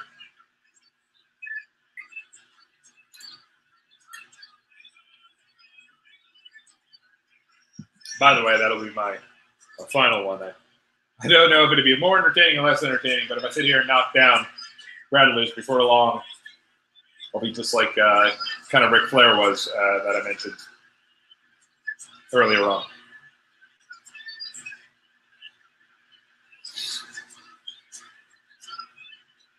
There you go. I mean, at the time, too, like, it's crazy.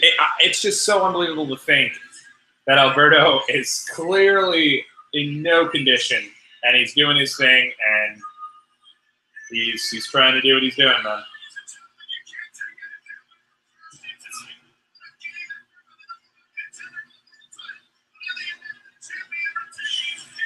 Great match. Great title match.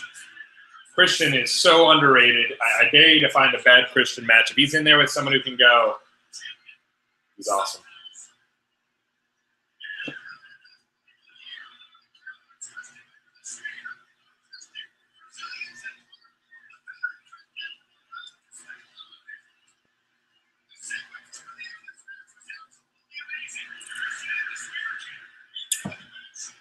Great match.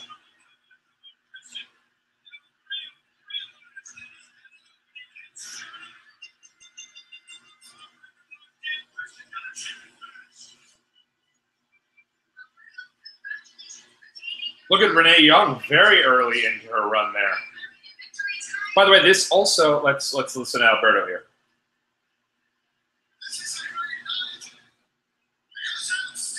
His ear is messed up.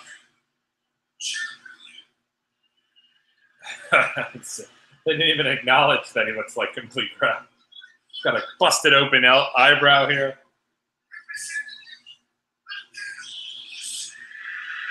You're in LA, a huge Latino market. You're expecting to get booed with that. You're on another planet.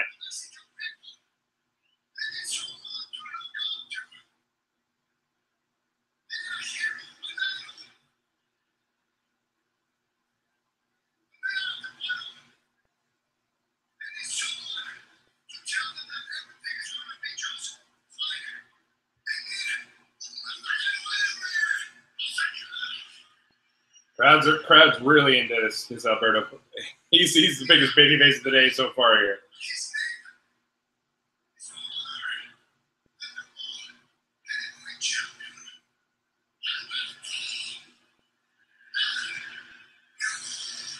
Super into the way he says his name and cool. Good match, man. I'm glad we got to watch that one. That was a good one.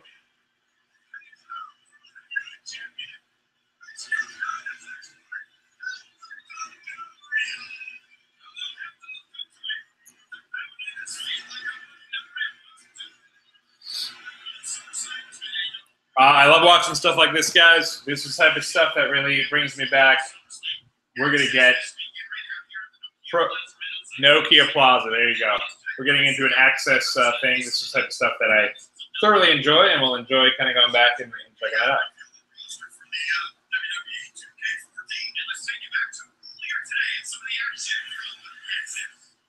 Maria Menounos was there, and she had a tag match.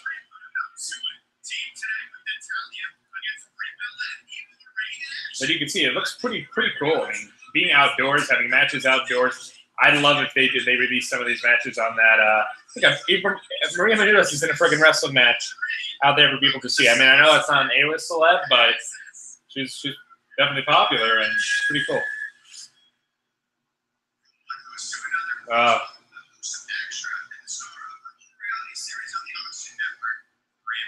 You know what's terrible is if they let The Miz just be a host without clearly scripting every single thing he does. He's great when he hosts the challenge.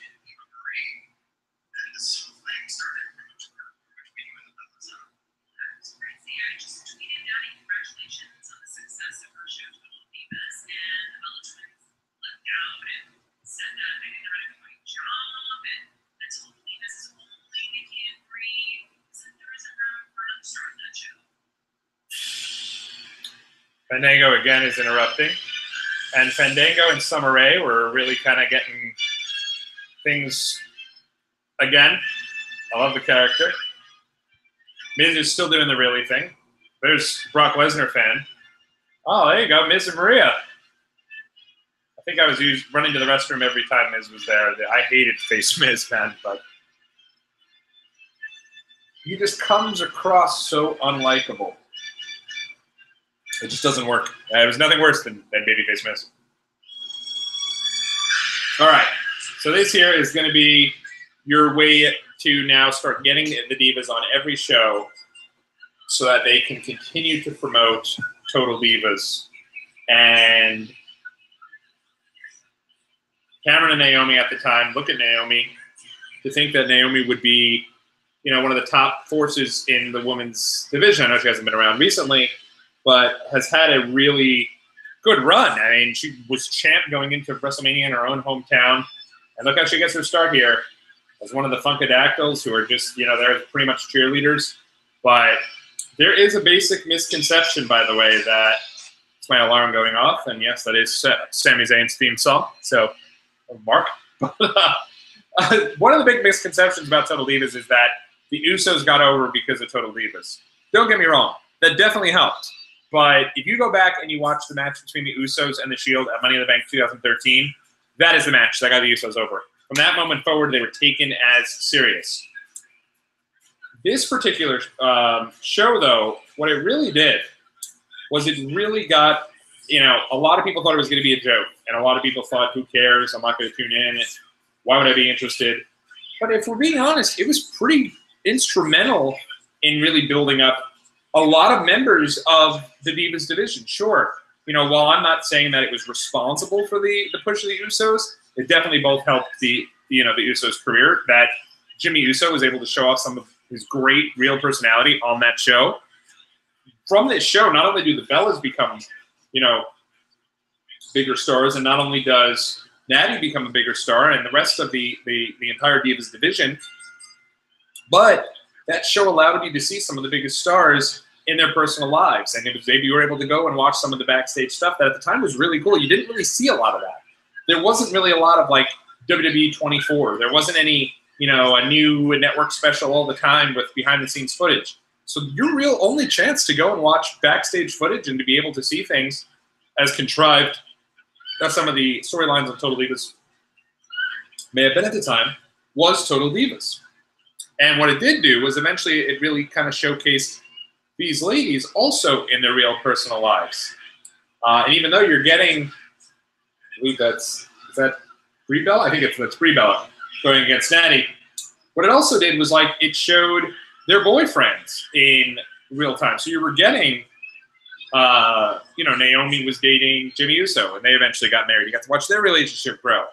You got Natty Neidhart with Tyson Kidd and got to see what an amazing fan of wrestling Tyson Kidd was, and how he was kind of behind everything.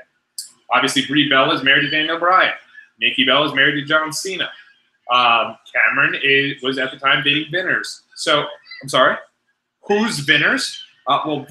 Vincent, Vinny, if you will, was the boyfriend of Naomi and was somebody who would steal every single scene he was on. He was friggin' awesome. I loved Vinny. And I thought Vinny was great, and it did such a good job in building up some Total Divas. And with Total Divas, by the way, you could tell, like, here they're still very early in Total Divas. The crowd's chanting for JBL. The crowd's not really into the match. But I think Total Divas was also instrumental in a way of the women's revolution.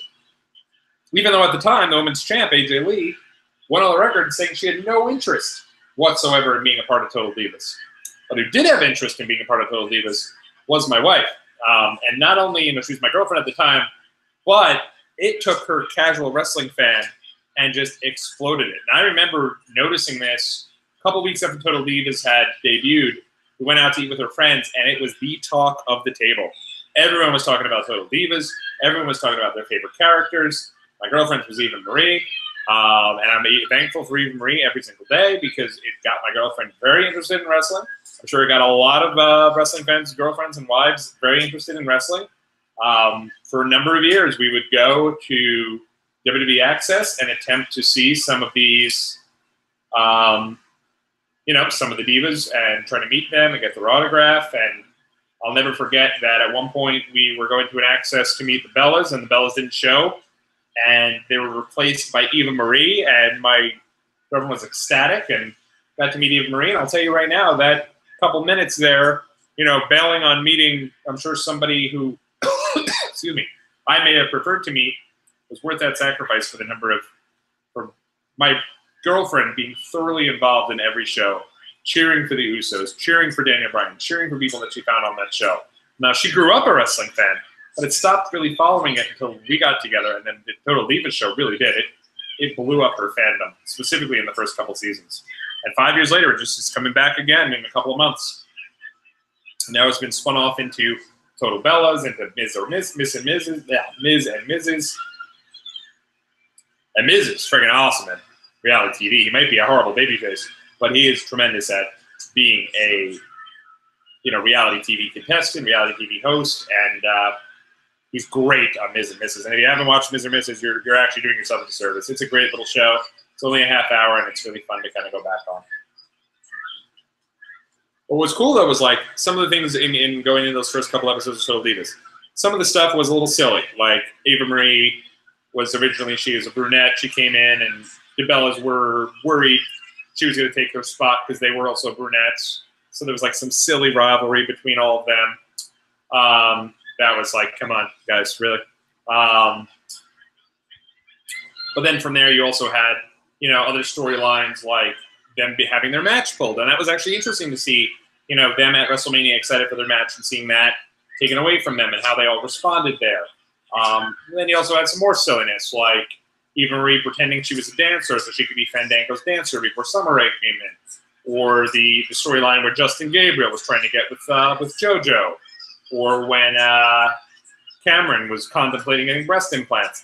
But even through all those silly storylines, it actually was an unbelievable success. And, it had really good ratings for the first 3 weeks, got renewed, and that was why, you really saw a big push for women's wrestling, at least through putting the Divas on the show.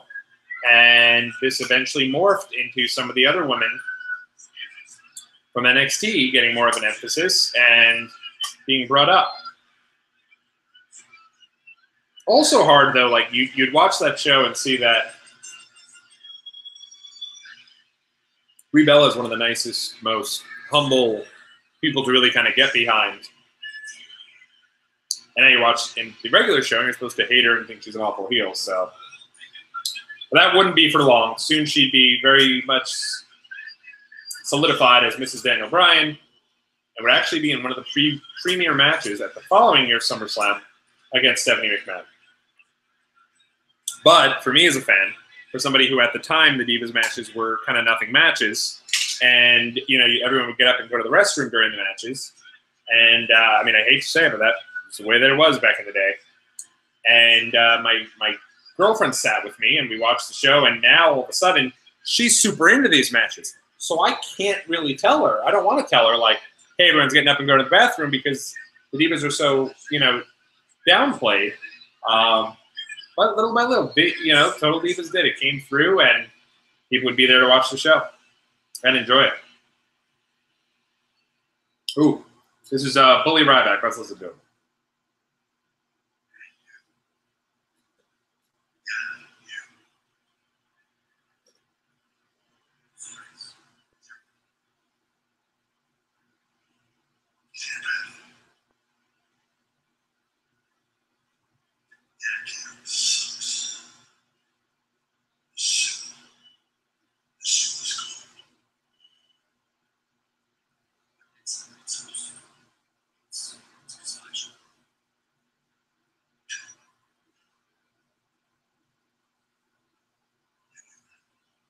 Ryback is now transitioning from being a babyface into a heel. Talk about somebody who I really feel like they could have done a lot more with. I know Ryback in the ring, man.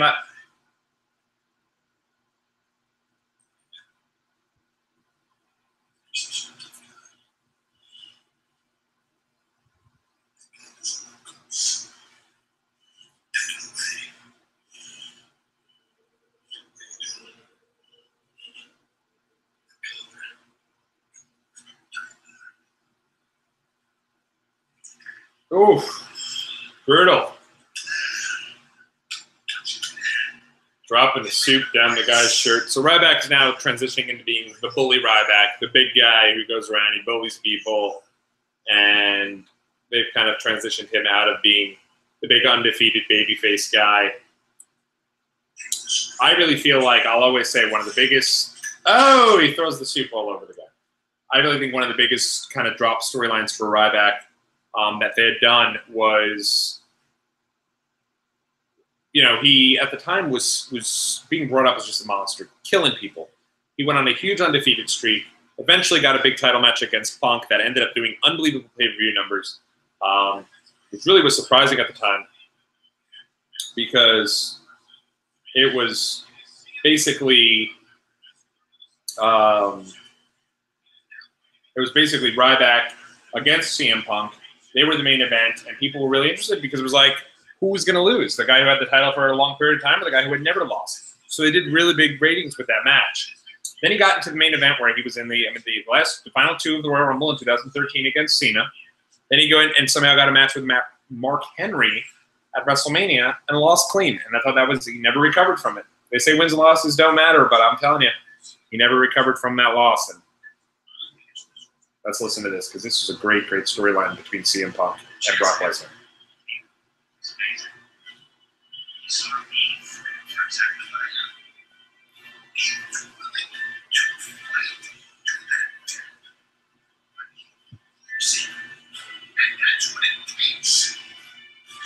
We're showing a storyline, a video package.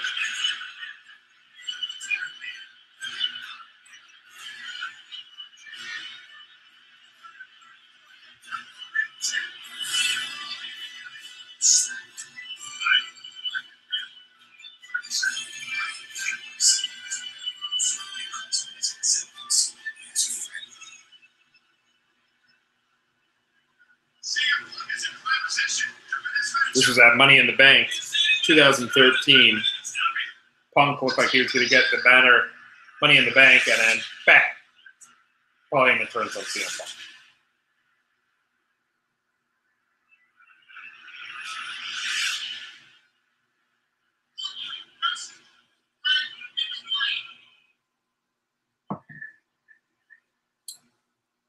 And Punk is bleeding a gusher out of his head there. This was the night after Money in the Bank at that Raw 10:51 I was telling you guys about.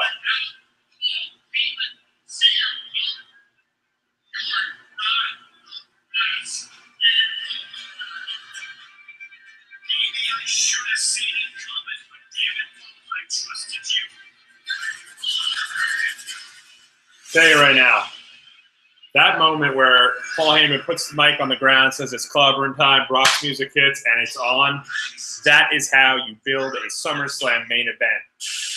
Look at this freaking promo here.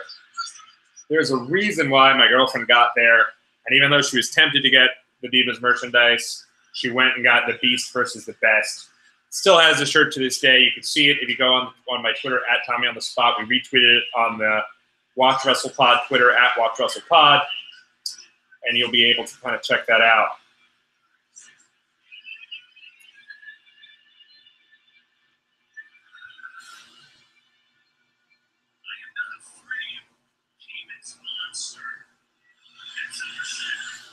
And I remember at the time in the build-up to this, when CM Punk was building this up as the Best versus the Beast, he actually said on the promo, and I remember kind of going back listening to some of the stuff on f4wonline.com, can't recommend it enough. He actually says that the best accomplishment Brock Lesnar's ever had is becoming UFC World Heavyweight Champion, which was a huge deal because here we are in WWE. He's the youngest WWE champion of all time, and CM Punk is saying that his biggest accomplishment, Brock's biggest accomplishment, was winning the UFC Heavyweight Championship. So pretty crazy nonetheless.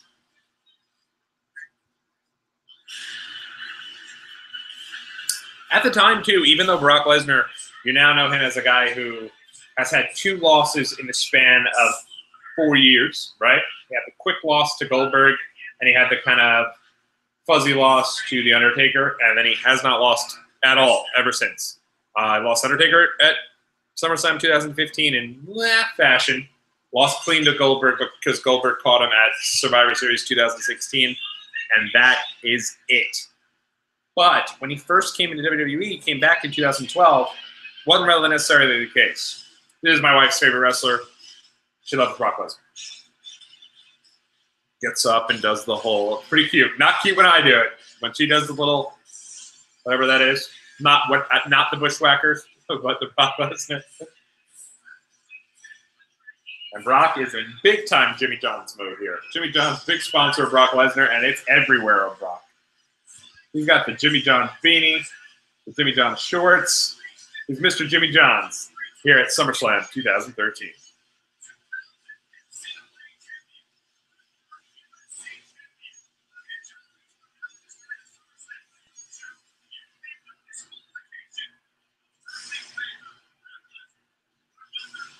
I am going to go ahead and quickly look up SummerSlam 2013.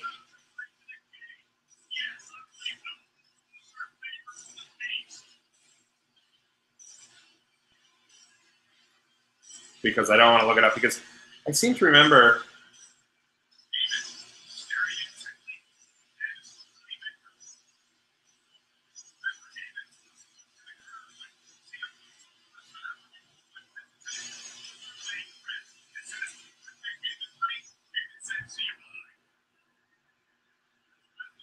it's crazy. I really remembered Zeb Coulter and Cesaro, and yeah, they're not on here at all. I think that they're on there. So what you're going to get is 2 big main event matches here. You are going to get a come-down match in between. It's very short, though. As we're starting to settle in.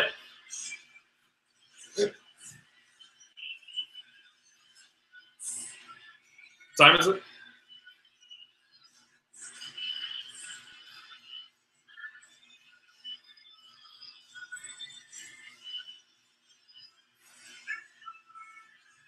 Clover time.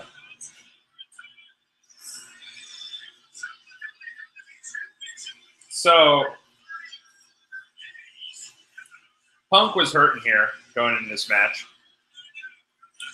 but it wasn't like if these guys fought now and CM Punk was in the position he was in the card where he was like losing matches here and there and not doing too much, you would think he'd have no chance against Lesnar. But at the time, people thought Punk was really going to win this match. Lesnar had lost. He came in. He already had 4 matches under his belt at this point. Came in immediately, fought John Cena. Lost that match. Came in and then fought Triple H at SummerSlam 2012. Won that match. Fought Triple H again at WrestleMania 29. Lost that match. And then beat Triple H, I believe, in a cage the following month. But so he was 2-2. He had losses, and it didn't really make much sense at the time for Brock to go over. And actually, as I was listening to some of the old Wrestling Observer radios, Dave Meltzer even kind of makes an offhanded remark that he expects Punk to win unless they're building up, or maybe it was Brian Alvarez, unless they were building Brock up for Undertaker at WrestleMania 30 and wanted to kind of start to give Brock a couple wins under his belt. And lo and behold, that's exactly what they were doing. Little did we know he'd actually be breaking the streak.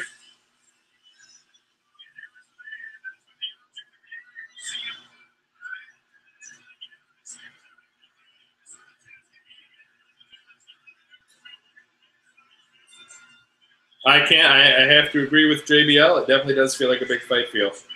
Brock is just killing Punk to start off here. If I'm not mistaken, this here, well, it's a couple of good ones. I thought last year's SummerSlam 4-way was good. I think the triple threat at Royal Rumble 2015 was very good with Cena, Brock, and Rollins. And I thought Roman Reigns versus Brock Lesnar at WrestleMania 31 was very good. But I think that it has to be considered his best one-on-one match since his return in 2012. Maybe ever. This was a great match.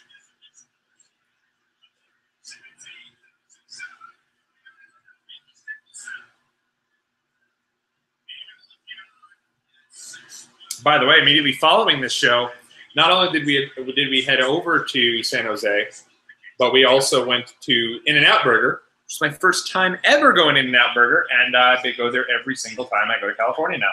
Hell, every single time I'm able to get to In-N-Out, we find it and we go. Because it's the best fast food there is in the entire U.S. I hear about this secret menu. That's not my gig, but I hear it's good stuff. And I know Punk's a big In-N-Out Burger fan because when we talked about kind of the timeline of all events on the Colt Cabana podcast, the big famous one, he talked about how much he really enjoys In-N-Out Burger, and how he and AJ had kind of gone and done their thing. This, in my opinion, is the last true storyline for Punk in WWE with Paul Heyman. Brock, remember, is kind of an extension of Paul Heyman. Eventually, Punk would go and feud with like Ryback and Curtis Axel, who Paul Heyman was also managing at the time. And eventually get his hands on Paul Heyman. But after that, Brock falls right on his freaking head. The dude's insane. And here comes Punk. Oh, Punk with a suicide dive right through the second rope.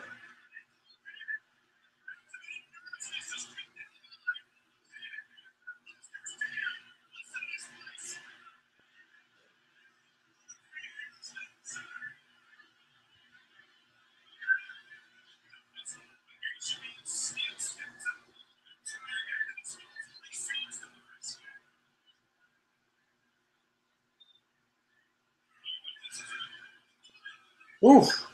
Lesnar destroying Punk with the stairs there.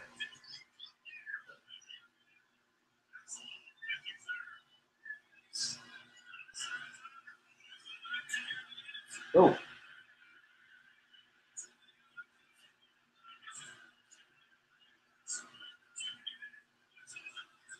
This is one of those, man, where you want to just watch the match. And this is something where this was a really good show. At the end of this show, and I'm not going to give a spoiler, but it leaves a bad taste in my mouth. And so I think it put me in such a pissy mood that I didn't want to, I hadn't gone back and watched the show. But this I remember being just a hell of a match.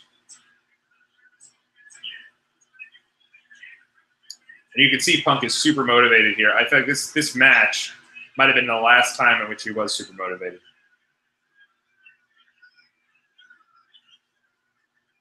WWE doing a lot for our armed forces like they always do, sitting front and center.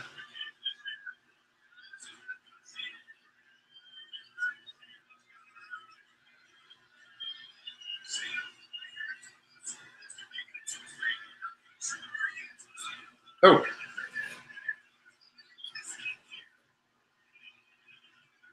And in case you're wondering, what happened to Punk towards the end of his run in WWE, after he was done with Heyman, he'd have a match where it was Punk and Daniel Bryan against the entire Wyatt family at Survivor Series. Punk would take on the entire Shield by himself and beat them at the event following Survivor Series. And then Punk would go to the Royal Rumble, which was his last match in WWE.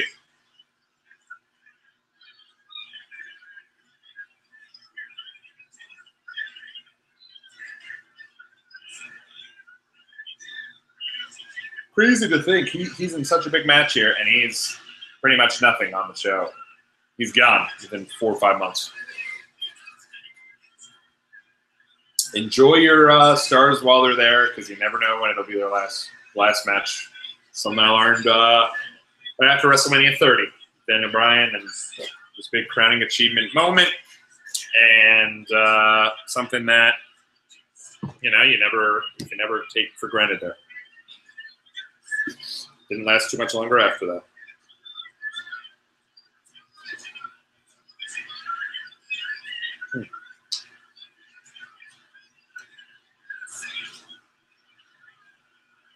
And I'm trying here to simply go back and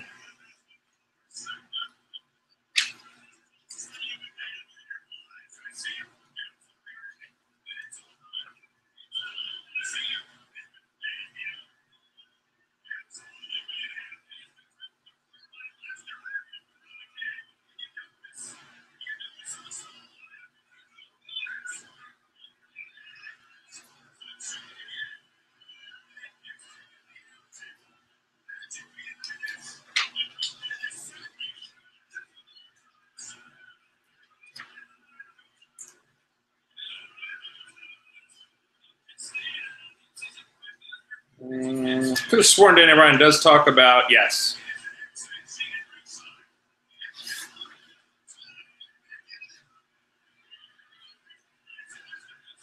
Yep.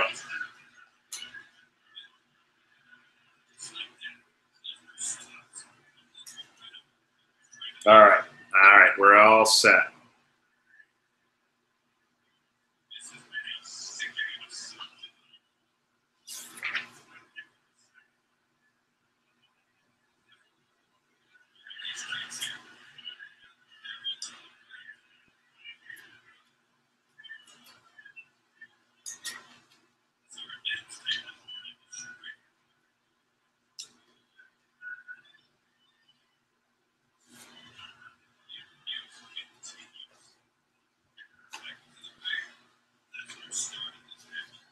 What I will say about Brock is when he is motivated and believes in a storyline, he's so much more invested. You can go back and see some of the stuff he does with Goldberg. He's doing everything he can in those matches. He's doing everything he can to really make Goldberg out to be a big deal. And I know people say Brock is only there for the money, but I personally believe that if he's invested and likes what he's doing, he does try to get there a little more for WWE and do more dates. He was way more involved in that stuff with Goldberg than he was really with anyone else.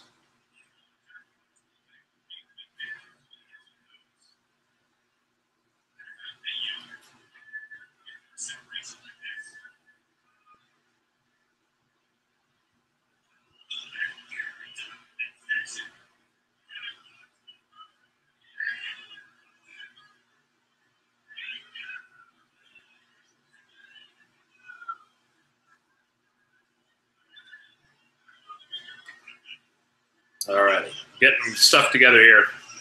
Prepping that because I did have that page and then my little friggin' notice my bookmark fell out. So we have that ready to go a little bit later on during that match there. So.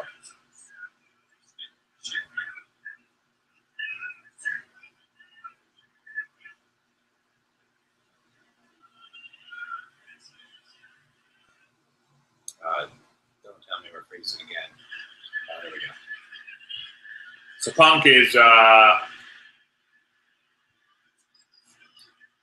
it's crazy to think, too, that you're looking at the two WWE stars who made their transition from WWE to UFC. Say what you will about Punk. He was a major selling point of that first pay-per-view he did. And the one in Chicago, even though he was the opening contest on that show, and I don't think anyone took that as a legitimate fight, seriously at least, Punk really did, he got to be a part of two big matches. Unfortunately, he didn't do very well in either one, and his career in MMA has come to a close. But Brock, I mean, he's the reason why UFC is where it is, and nobody's going to tell me differently on that one. By the way, I did mean WWE stars who transitioned into UFC. I am fully aware that Ken Shamrock and Dan Severn wrestled for WWE. Heyman is freaking great on the ringside there, holding onto his chest like it had skipped a beat during that little drop of little powerbomb, rather.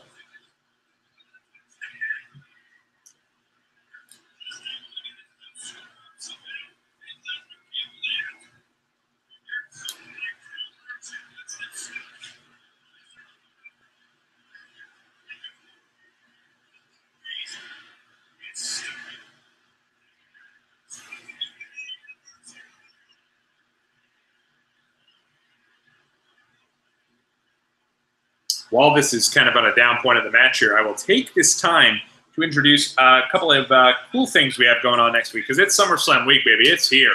We're going to be on. We're going to be here with you guys every single day. Monday night, we're going to be here post-Raw discussion, live post-Raw discussion following the big final go-home edition of Raw before SummerSlam. Tuesday night, we're going to be right here, 10 o'clock p.m., We're going to be talking about the final SmackDown. We're going to be covering it pillar to post. Wednesday night, 9:30 p.m., we're going to be right here, Watchalong Wrestling Podcast, watching NXT TakeOver 2015. The start of all this craziness with the Women's Revolution, getting everything together for all things SummerSlam. We're going to be here. We're going to be watching that show. It's going to be a lot of fun. I can't wait to rewatch that. That's a great little card there, and it'll be fun to kind of go back and see what's changed, what's the same in just 3 years. So really, really cool stuff. Then we're going to have even more fun kind of coming up throughout the week. At some point during that week, I will be on hand. I'm going to be filming some things for, live from the Barclays Center. I'm going to go down there. I'm going to get you guys a picture of the annual SummerSlam mural. We'll go there. We'll film that. I'll be able to kind of set the scene for you guys there. Make sure you're tuning in here. Make sure you have it locked in, and we'll be able to do that. Saturday morning. That's right, Saturday morning. Not this Saturday, the following Saturday. We're going to be back for breakfast with Tots. Tommy on the spot.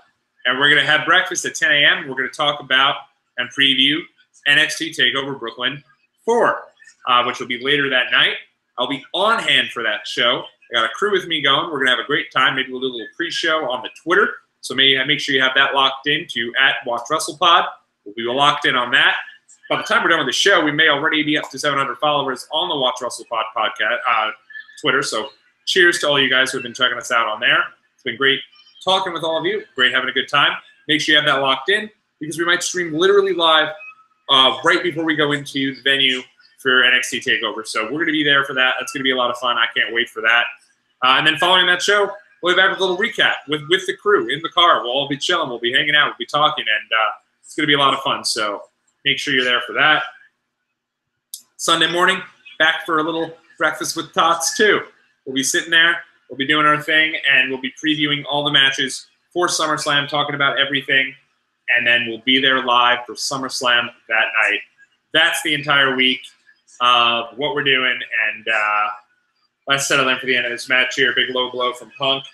Both guys are down, and away we go.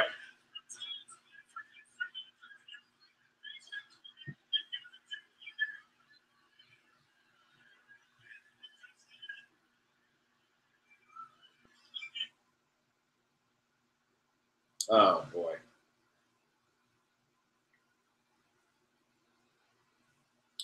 We had done so well. We had a solid hour of this in which things were going well on this little stream here, and it appears it has crapped out on us. Hopefully not for long. Don't let me down. Middle of the match here. Punk falling out of the ring. Hopefully, worst comes to worst, we'll just pick it up on the phone and power through strongly through this. So.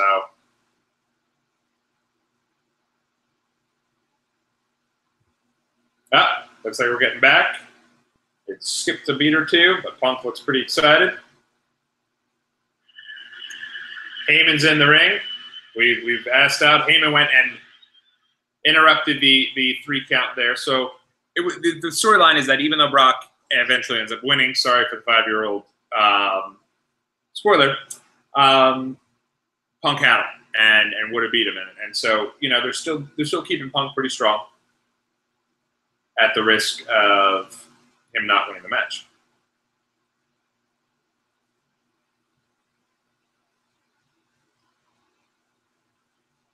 Did we lose the feed here?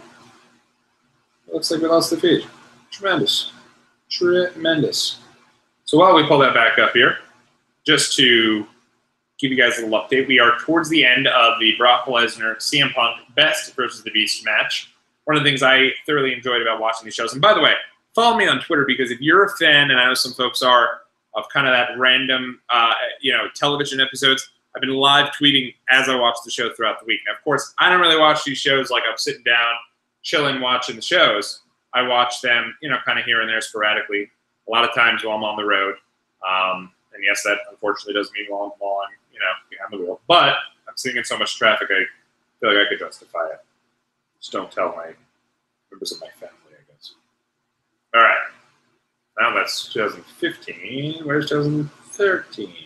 A bummer they don't have the pre-shows on the network, by the way, of the other stuff. That's the one thing I loved. Like the free-for-alls, I'd love if they added those there, or the pre-shows, so to speak. This pre-show, by the way, was streamed live on the WWE.com and on the WWE app. They were really promoting the app. Obviously, they were promoting the app because they were building up the idea that the app was going to be eventually the WWE Network, which you can get now. WWE.com, if you get the WWE, you're not downloading the WWE Network app. You're downloading the WWE app, which just so happens to have the WWE Network. Match is back on, by the way. We're at 1 hour, 43 minutes, 23 seconds. It's a shame that our technological issues here have had such a big issue. Oh, right into the F5. And right into another crapped out moment. Fuck me, running. Oh, boy, it's not gone well today on the old thing. I think we're just going to power through here for the final hour on the phone, cell phone, and kind of is what it is. I remember it countered it into a DDT, and I remember thinking, damn it, Punk's got him.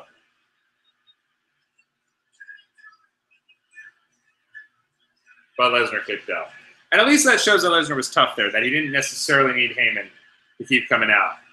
But Anaconda Vice, crowd is so, listen to the crowd here. Listen to the crowd as I make this a little bit louder for you guys. Absolute frenzy. People would have just lost their mind if Brock tapped out here.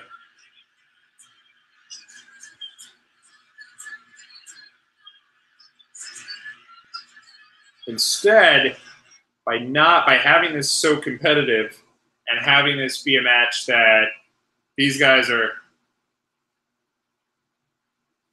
kind of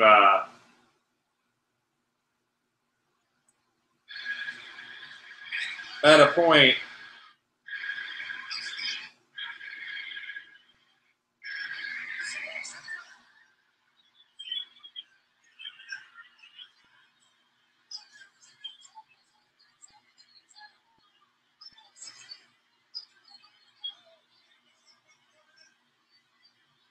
Heyman's in there with the chair.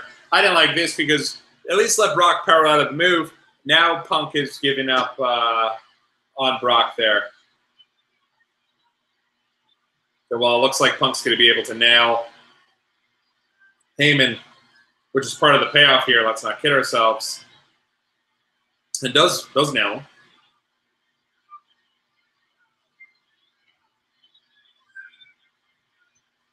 There it goes. He does nail him. Cool.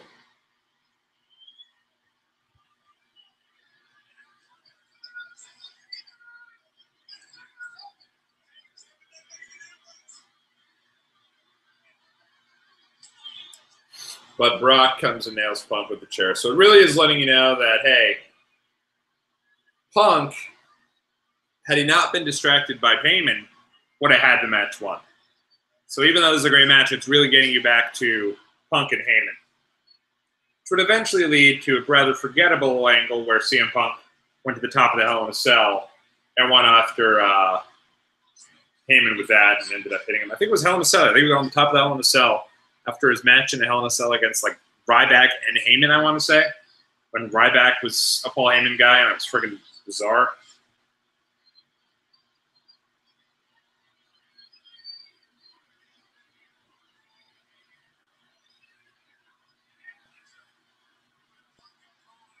And this is when they're still building up the F5 as completely devastating. F5 on the chair match. Ballgram model.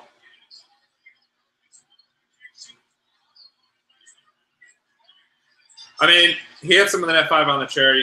No harm, no foul. And he was the type of person that really, at the time, I think, needed the win. Especially because they were building him up for Undertaker. They were building him up not only for Undertaker, but to go on one of the most incredible runs, destroying everybody in his path, really, for the next, where are we at now, 4 years after he beat Undertaker? He's still the Universal Champ. Likely to lose it in a week, but he's beaten everyone. He's done nothing but win. There's no guarantee he's going to lose at SummerSlam either, by the way. At SummerSlam 2018. Let's say you're watching this after 2017, 18 rather, and kind of going back in the archives, which I appreciate as well. But you'll know exactly where we were in time. That we're about 10 days from SummerSlam.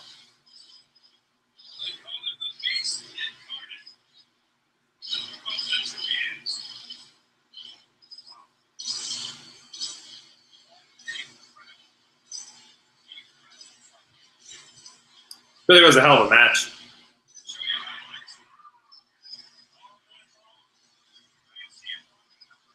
Yeah.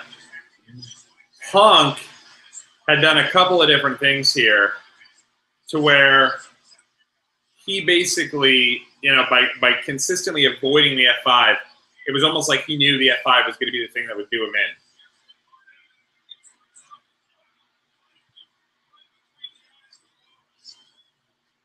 Walrus.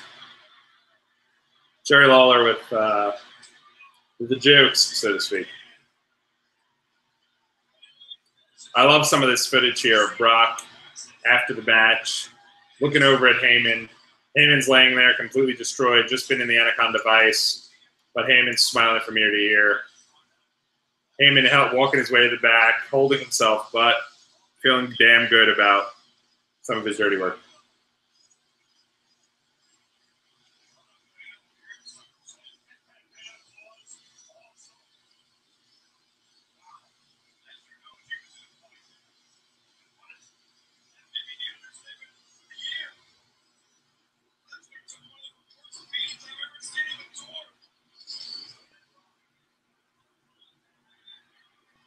And now they give Punk the moment here when he's still in the ring and they've stopped the music of the crowd to get up and give him a standing O.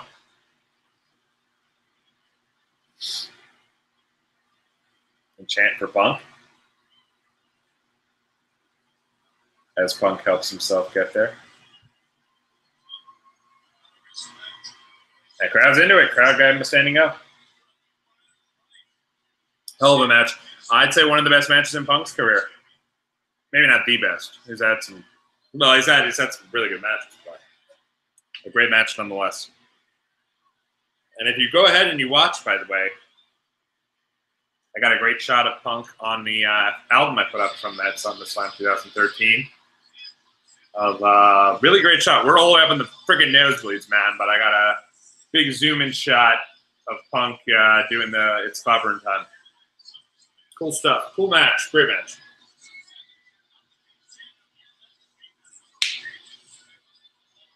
The come-down match is just that. It is a come-down match, and it's a shame because Dolph Ziggler deserved much better. But coming up next is Dolph Ziggler and Caitlyn against AJ Lee and Big E. And I'm going to be honest with you guys.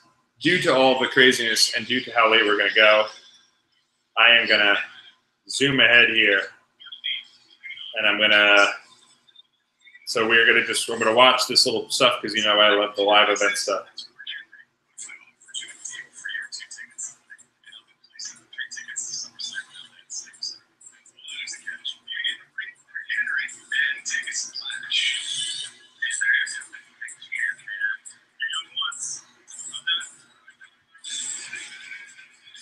So Doritos did a thing for the boldest fan challenge where you had to go ahead, trade 2 tickets, and you'd get tickets to be able to host access to his thing, meet Daniel Bryan, dance with the primetime players.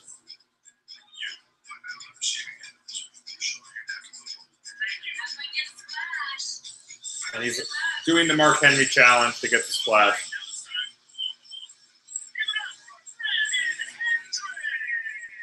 Wonder where Brandon Hendricks is today. So the storyline is that in order to get the gimmick here, the Doritos challenge was in order to get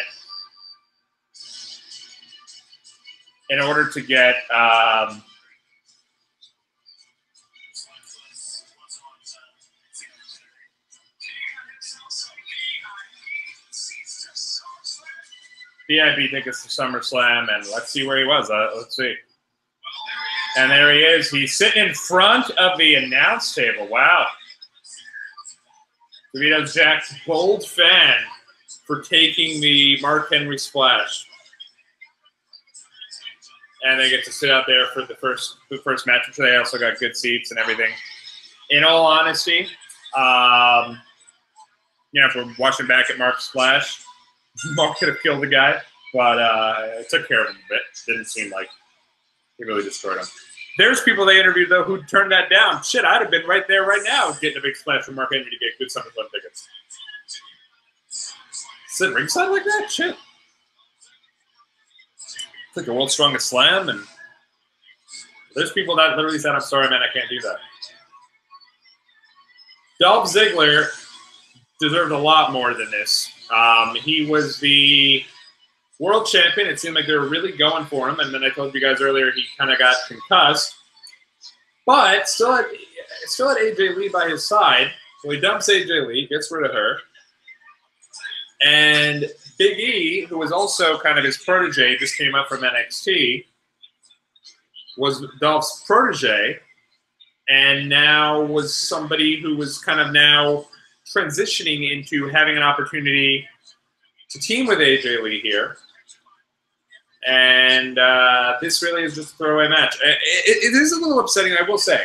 it's not fair to say basically that, you know, all the women were, you know, divas, so to speak, because Caitlyn and AJ Lee were actually having really good matches. You know, pretty good matches at least.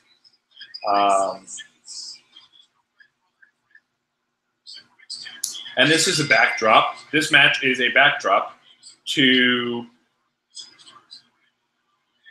the guys at ringside getting to get the Doritos contest. And you can see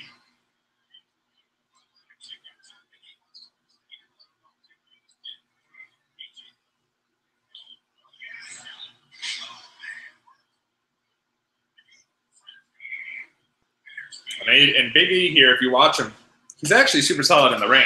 The problem with Big E is eventually he's given the Intercontinental title, and then they kind of forget about all this goodwill that he's built up as like being a respected wrestler and all that, at least in my opinion.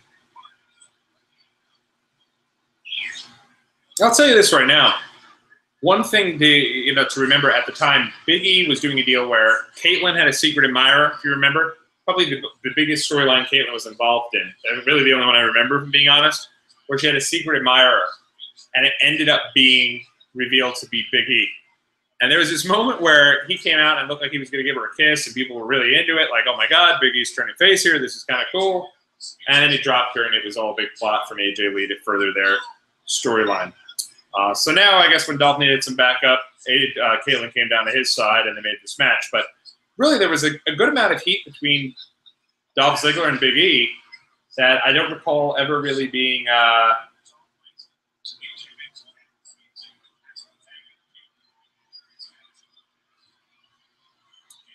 really becoming a much out of this here. If I'm not mistaken, I think this is the end of the feud between Ziggler and Langston, and also the end of Langston and AJ as a team. He'd go on to win the Intercontinental title not too long after this.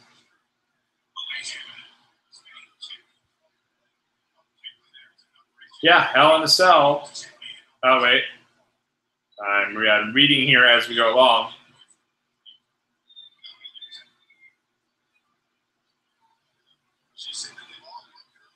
Yeah, back in November 18th, he would be the next Intercontinental Champion. And that felt super rushed. As much potential as Big E had, and in my opinion still has, he's still a young guy. I mean, born the same year as me, so I consider myself young, and I also consider Big E young, and I think Big E's best years are still ahead of him. That being said, I don't think he had any business winning the Intercontinental title at the end of 2013.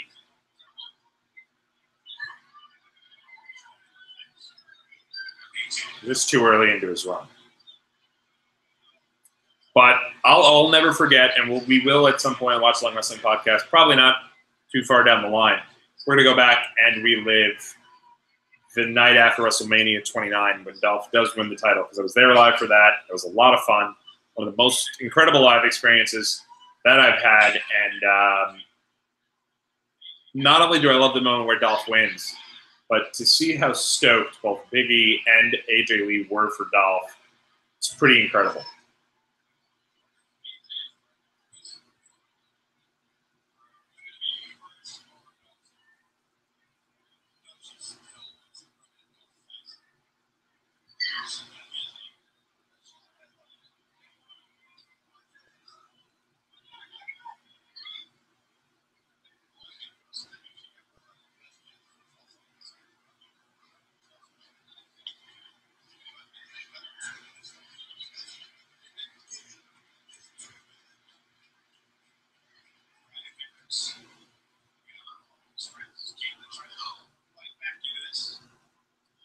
AJ Lee at the time was already in her relationship with CM Punk, and it was something that they would be a year later getting married. It's pretty cool. Oh boy, Caitlyn with a super stiff headbutt there, flying headbutt, pretty cool. If I do say so myself. Caitlyn actually, just as we're watching this match now, is getting ready for her big return to the ring. And she's going to be taking part in the Mae Young Classic So it'll be interesting to see kind of where that goes from there. She's still young as well. Her birthday is the day after mine. No way. That's pretty cool. So she's 31. Just like my son.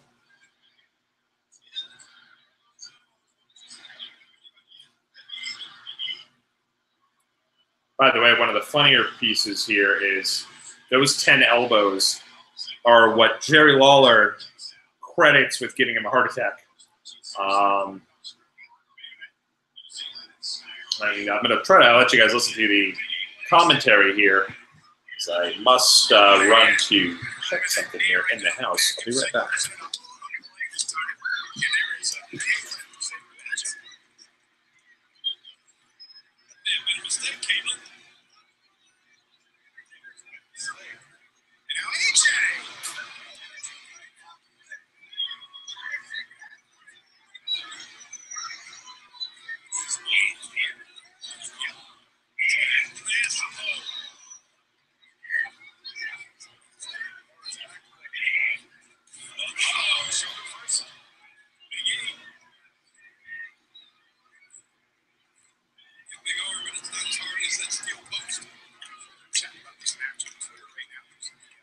Summerslam. A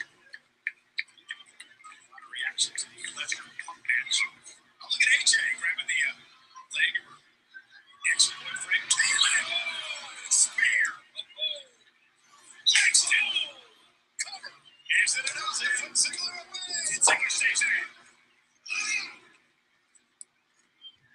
in. Okay, I am back here with you guys here. Had to grab the old phone charger because I didn't realize we'd be utilizing the phone as much as we are. But no big deal. We're getting through it. That's your end of your match. And a 1, 2, 3. Look at that. The boy knows.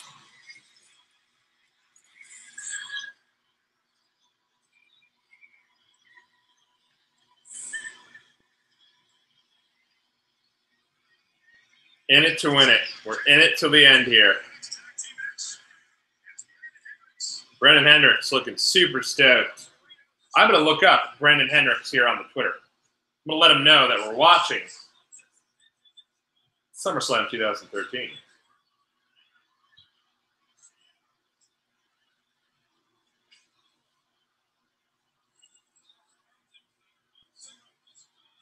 Let's see. Let's see if Brendan Hendricks is existing here on the Twitter machine. I'm sure he is. I'd love to know if it was a shoot.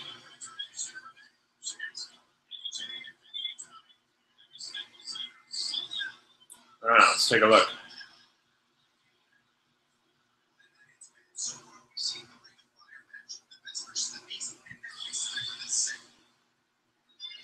This, I mean, probably the least funny.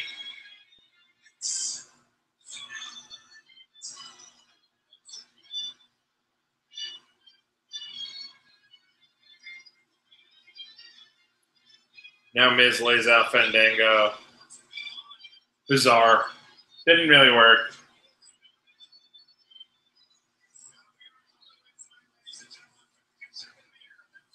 Fifth consecutive SummerSlam.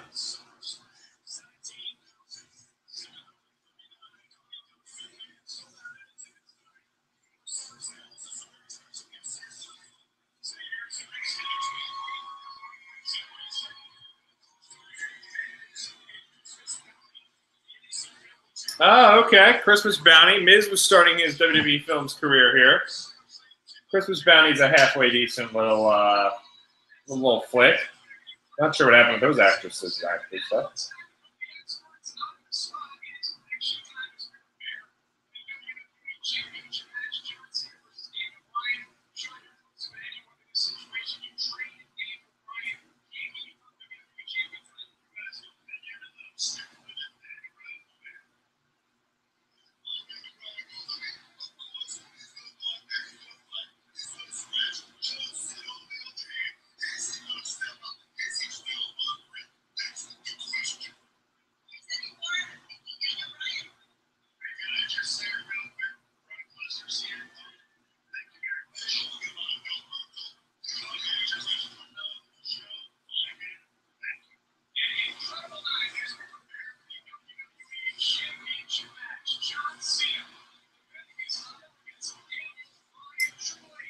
Not too much on the old Brendan Hendricks Twitter here.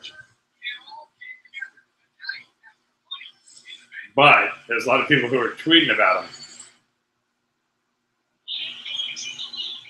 All right.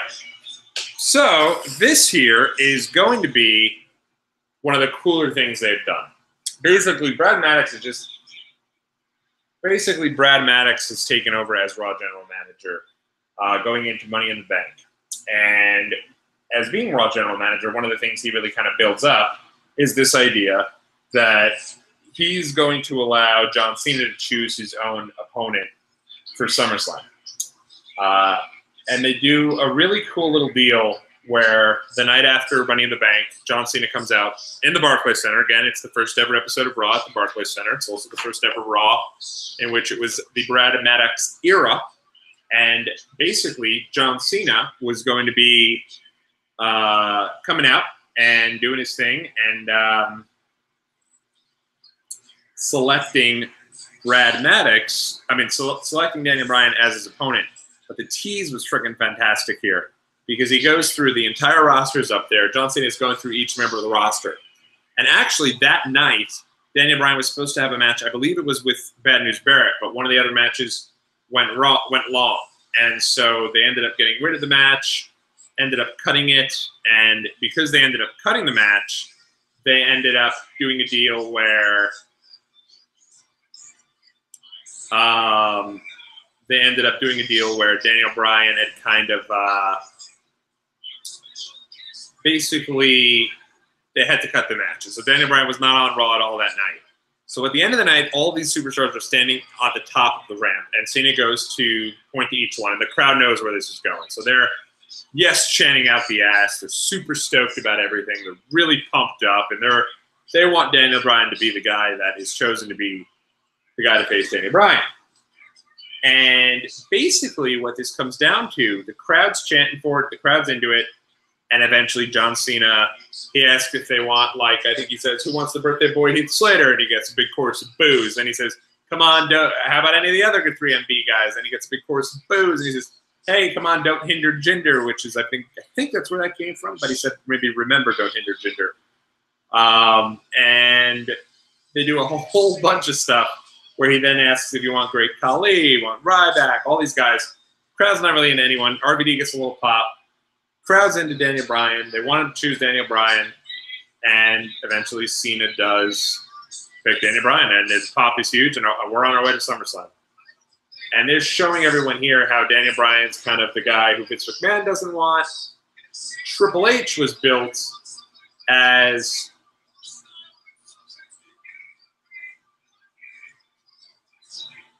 Oh, the promo to the Go Home show was so good. I'll listen to this here.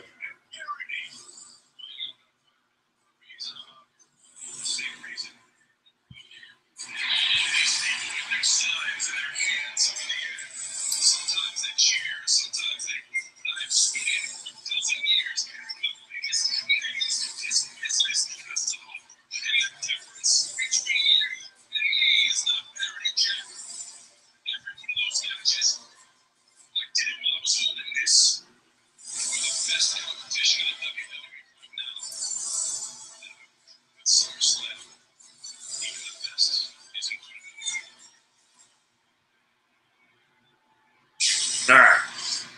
So let me set the stage here as we look at Triple H. They're building up Triple H. That Triple H was the good member of, I guess, the authority. He believed in Daniel Bryan. Everyone else didn't believe in Daniel Bryan. Vince McMahon definitely didn't want Daniel Bryan. Stephanie McMahon was kind of a bit of a tweener. We didn't really know where she stood. So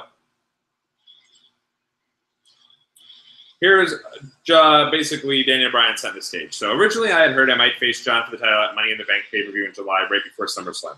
Well, that didn't happen. I was a little bothered because I anticipated that WWE couldn't possibly want me to face John Cena at the second most important pay-per-view of the year. Daniel Bryan always downplaying himself. The following month, John told me he'd pushed for a match between us at Money in the Bank, and when Vince asked him why, John said he felt like it was the biggest match WWE had at the time. Vince took a long pause, which he's notorious for, and then told John we weren't going to do it at Money in the Bank because if it was the biggest match WWE had, we needed to do it at SummerSlam. They did a cool setup for our match, at which Cena was going to get to.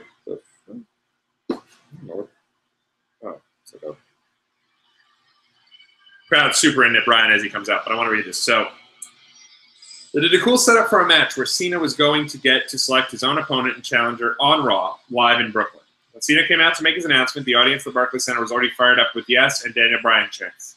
Cena teased that his pick might have been a couple of other people. Chris Jericho, RVD, Sheamus. I'll add a piece about Sheamus. And at the time, Sheamus was doing those awful 1-800-Fella commercials. It was the worst probable point in Sheamus' entire run.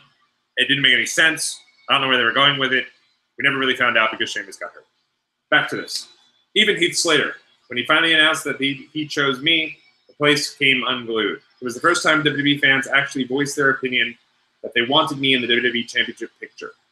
John Cena had helped me in a lot of ways. The first was back in 2013, when WWE used me as an extra. Typically, when extras had matches, they were just used as enhancement talent to make the WWE guys look good. And thus, they would get very little of offense. They booked me against John for their syndicated show on Velocity, a night when he was starting a big championship program with Brock Lesnar. To set up his match with Brock, what he should have done was eat me alive in our match. But he didn't. We had a good 50-50 match that actually helped my independent career, as opposed to the squash matches that would typically hurt your career. When John got to the back, he got an earful. Championship contender should never give an extra that much offense, they told him. But he did anyway. I just like to hear John come out, do his shtick, things I enjoy less. By the way, at the time, they had rival shirts. Cena's was the champ is here with the big arrow pointing down. Daniel Bryan's was the beard is here with the big arrow pointing up. Pretty awesome.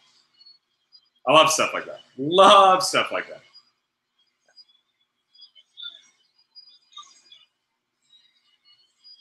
I think he said, SummerSlam, let's do it, Stu. He's always talking to Stu, the cameraman.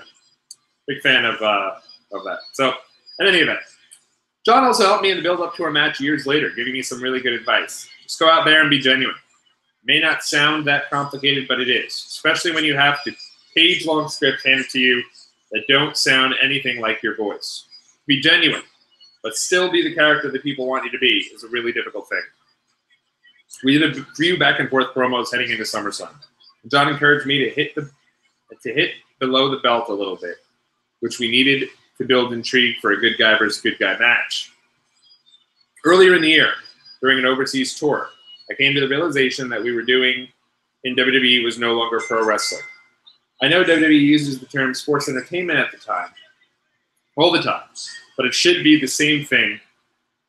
Instead, the most WWE had become was actually a parody of wrestling. Yes, there were times to be a parody and entertain people, but I wanted something more. Cesaro and I were writing together at the time, and we talked about it at length. I didn't want to be a parody of wrestling anymore. Listen to this crowd for a sec. Can't really hear it because it's on the phone. Crowd's into Daniel Bryan. Big time yes chance. Booing John Cena, he's eating it up. He loves it. John loves getting booed. It's phenomenal.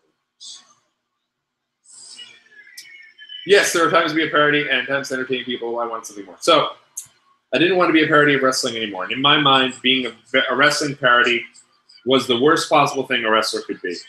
On the last Raw before SummerSlam, we needed a strong go-home segment between John and me to sell the pay-per-view. So as John stood there, decked out in his merchandise from head to toe, I stood face-to-face with the WWE champion and called him a parody of wrestling. John realized there were a lot of people who did feel this way about him, but he let me do it anyhow. In fact, he encouraged it, because it gave our story a little bit more bite.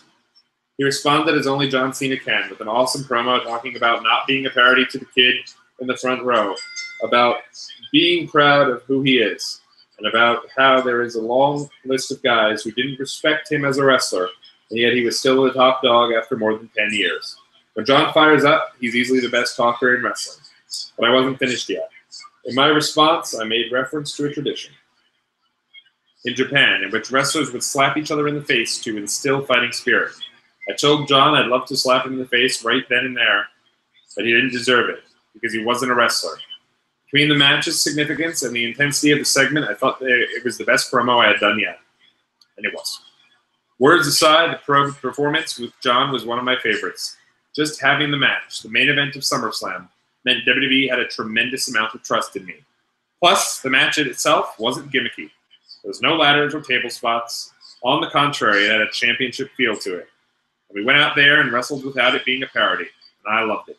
On that night in Los Angeles, on August 18th, I debuted my new move, the Flying Knee. And to not give any spoilers, then I pinned John Cena to win my first WWE Championship. Even though I lost the championship moments later when Triple H pedigreed me and Randy Orton cashed in his Money in the Bank contract, it was still the biggest moment of my career up until then. Very few people beat John Cena clean in the middle of the ring, and I got to do it in the main event of SummerSlam. And this is something that is almost often forgotten. Immediately after the big August pay-per-view, Cena needed tricep surgery and was going to be away from WWE for a couple of months, giving me the opportunity to be the lead protagonist, driving stories forward, and it didn't go very well, to say the least, at least not business-wise. All right, so that's always something that Daniel Bryan always harkens back to, is that even though people were into his character and were really doing it, people didn't really buy the show. People didn't really buy the main events where where Daniel Bryan was main eventing the show. So it became something that kind of took away from, a little bit of the believability or the faith the company may have had in Daniel Bryan. Now, in my opinion, and you'll see John Cena has this big brace on his elbow, and I'm going to get into a little bit more about that as I pull up the newsletter here. We've done the best we could and kind of working with what we got here today. Did not expect the computer to crap out. I didn't expect things to move so slowly with the computer. Hopefully I'll be able to get things fixed up with it and see how we can go. But we shall see if that is the case. But I'm going to try to at least pull up some of the stuff that I wanted to read for you guys from Figure 4 Weekly, which is the which is the newsletter that Brian Alvarez used to write, and I believe it's written by somebody else these days. I know it's written by somebody else, but I'm not sure if it's by David Bixby or what it is. But regardless, let's see. All right, I'm going to pull this up here.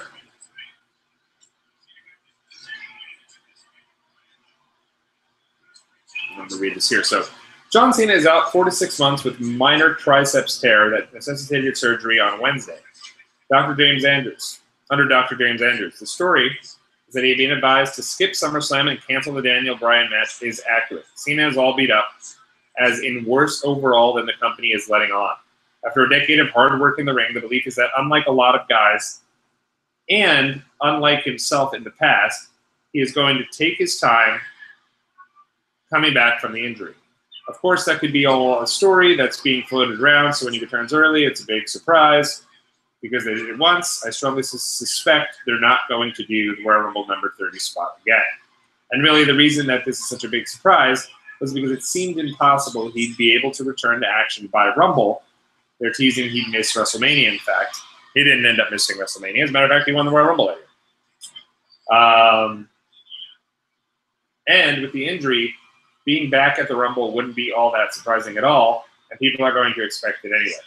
His rehab will be part of the storyline for the new episodes of Total Divas, which are taping right now. The story got a renewal based on increasing ratings for 3 straight weeks. The show was at blah, blah, blah. All right.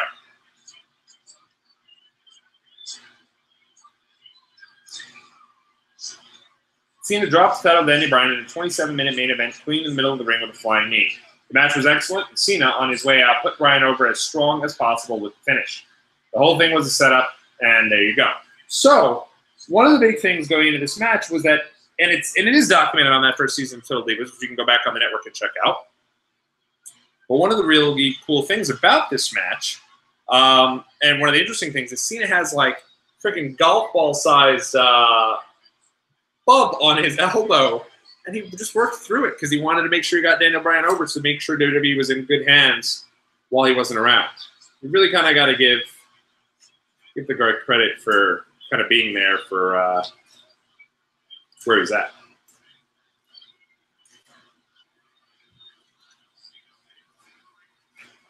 And always kind of going above and beyond. All right. So, all right, I just wanted to quickly go back to Daniel Bryan's book, to quick back and go for what he's talking about with Total Divas, because I do think that kind of brings everything full circle. Because remember, these two guys not only are in the top storyline, are the two biggest stars in the company. Daniel Bryan, the hottest star at the time. John Cena, the biggest main eventer, arguably for the longest sustained run in the history of WWE. And that's not arguably, that's a straight shoot, brother. Anyway, back when she and Nicole first left WWE, this is talking about Brie here, shortly after Brie and I moved in together, a production company came forward to do a reality show on the two of them. I would be in it if they could get it cleared by WWE, and so would Brie's entire family. So the idea originally was for Total Bellas. The girls have a pretty big and hilarious family who mostly live in a small town of Brawley, California, and work in the farming business. The filming they all did was supposedly really good, but Brie and Nicole decided against going forward with the show because they were afraid it would force unnecessary drama into their close-knit family. Serendipitously, when WWE called wanting to hire the girls back, one of the main reasons was so they could star in their own new reality show called Total Divas. So originally, the plan was to actually do Total Bellas with the Bellas on some production company, and then it gave WWE the idea to do Total Divas, or at least WWE did have the idea. I didn't know much about reality television. For years, I didn't own a TV or have cable, so I don't watch much TV in general. What I did know was this. Reality shows are great for the networks because they are generally cheap to produce, they can film multiple seasons each year, and they don't have to pay talent residuals when they replay the show because they are paid one sum per episode. The networks can re-air the show as much as they want without having to pay the talent anything extra, as opposed to having to send Mr. Belding money every time a rerun of Saved by the Bell is paid. Total Divas premiered on July 28th, 2013 on the E! Network, which was the goal of gaining WWE exposure to a different market of viewers, and it has been very successful, even reaching an entire new audience. One time we were at a Chipotle near a live event, and there were a very enthusiastic mother-daughter duo came over to us and said, "We love your show." They didn't know we were in town for WWE, and when we told them about the event, they said, "Oh, that sounds fun," as if they never thought of the idea of going to a wrestling show before. They were clearly Total Divas fans. Naturally, being a part of the series and filming it has its drawbacks. The crew as often comes and shoots us on our off days, which is, make sure it's filming us there. Okay, seems like we're good, and there we go. All right. When we film, they set up specific times for shooting, and given how very little free time we have, getting some necessary stuff done on our 2 days off per week can be nigh impossible. And I don't even have time to film as much as Brie does. Luckily, I'm only on the periphery of Total Divas, while Brie has to deal with the pressure of being one of the main stars and filming all the time. Still, Brie has always been able to do some really cool things on the show, like highlight certain issues we care about. For example, in one episode, she convinced E! and the producers to go on location to show differences between factory chicken farms and organic chicken farms. Even though that episode may not have changed the world, it did help raise awareness among people who'd never been exposed to that information. Generally speaking, the show has definitely allowed Brie and me to do things we would have never been able to do before. I'll describe more in detail later. We've had some pretty amazing experiences thanks to Total Divas, and going through all of it together, both good and bad, has brought us closer as a couple. So that's from Daniel Bryan's book right there. Yes, My Improbable Journey to the Main Event of WrestleMania. Good to kind of read some of that, get some context, because at the time, Total Divas is very much involved in kind of what we're doing here, and it's one of the things there. It's one of these cool things here. Someone here in the chat asks, If I had to choose who's the better driver, who would it be, Jimmy Johnson or Richard Petty? Coming from the Raceline Gaming. I didn't necessarily expect that question here on the Watchalong Wrestling Podcast, but I kind of have to go with Jimmy Johnson. And hey, thanks so much for checking us out and joining us here on the chat. It's good to have you aboard. And, if you have any other questions, feel free to go ahead and ask that there. But I'd go with Jimmy Johnson there. Are you more of a Richard Petty guy, young man? See if they respond to us there. Let's take a look. I'm going to write back on the chat there. I'm going to write Jimmy Johnson. To this gentleman to join us here right in the main event. John Cena and Daniel Bryan. But hey, I'm going to respond. I told everyone you come in here and you talk about that. I'll definitely chat with you. So cool. Good to have someone aboard and checking out what we're doing late night here. It's almost 1 a.m., but we're rolling and watching the main event of SummerSlam 2013, Daniel Bryan and John Cena.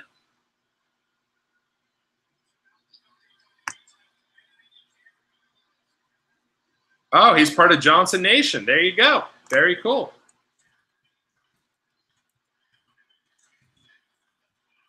Same boat here.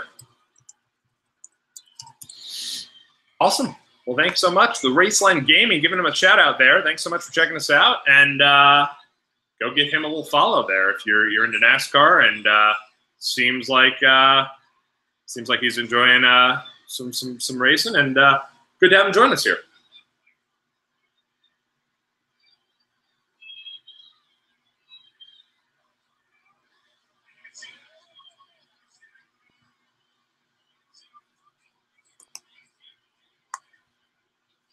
And this was one of the cool things about seeing, being such a Daniel Bryan fan and checking out kind of different things in which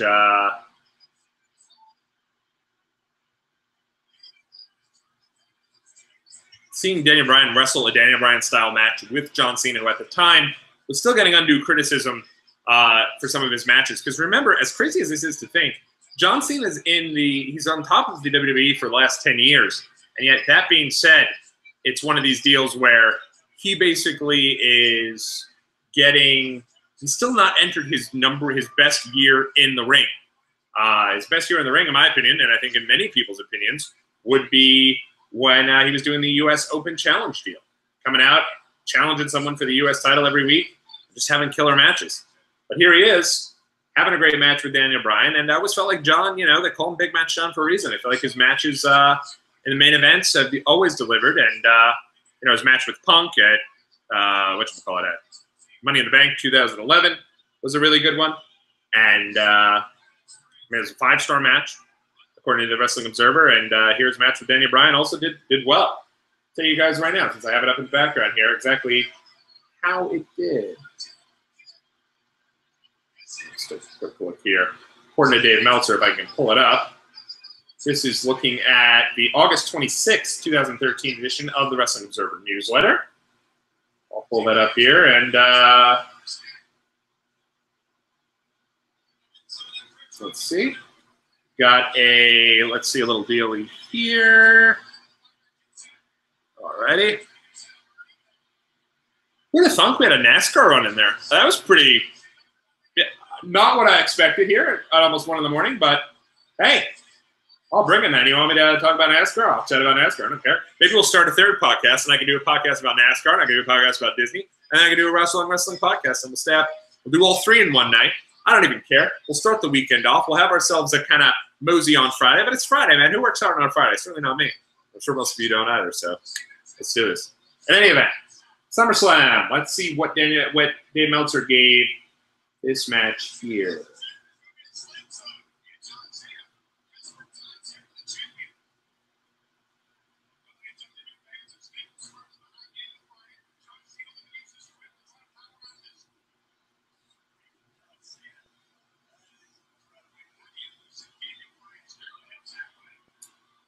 Well, he gave, so far, Meltzer gave the Kane, Bray Wyatt, Ring of Fire match a dud.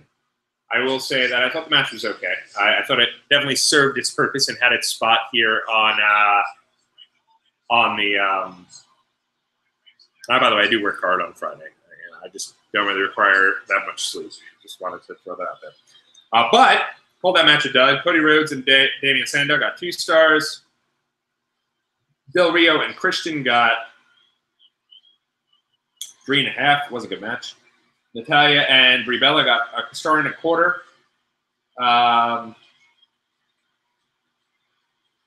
CM Punk and Brock Lesnar, AA by Cena, Triple H for the 1-2 and pick up. Got 4.5 stars. Ziggler and Caitlyn against Big E and AJ got 2. And Bryan and Cena got 4.5. So there's 2 4.5-star matches on this show. Meltzer rated both of them right then and there.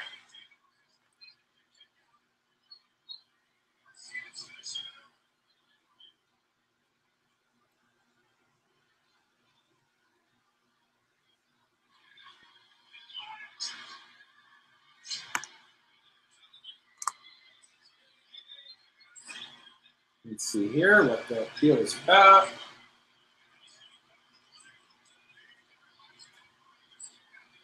Let's take a look.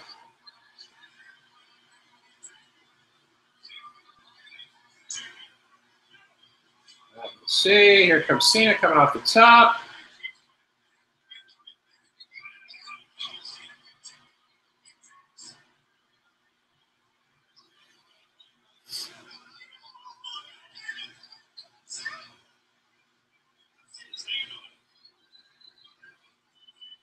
All right, here he comes.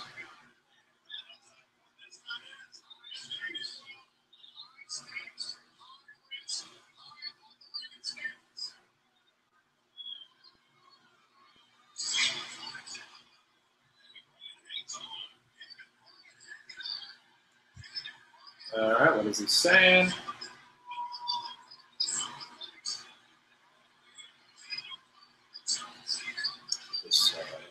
All right, there he goes. Ergo. Like, if the guy's in the main event of a match, you have to say ergo.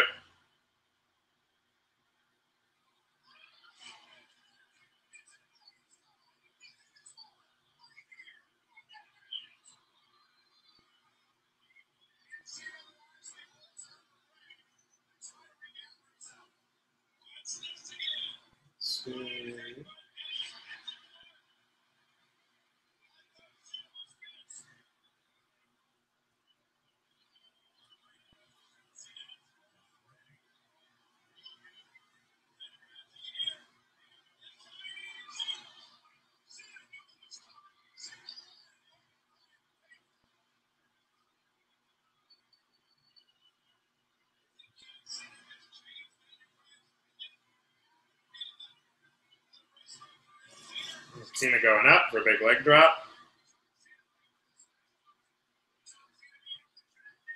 Wow, Cena got air on that one. I don't even recall that. That's good stuff right there.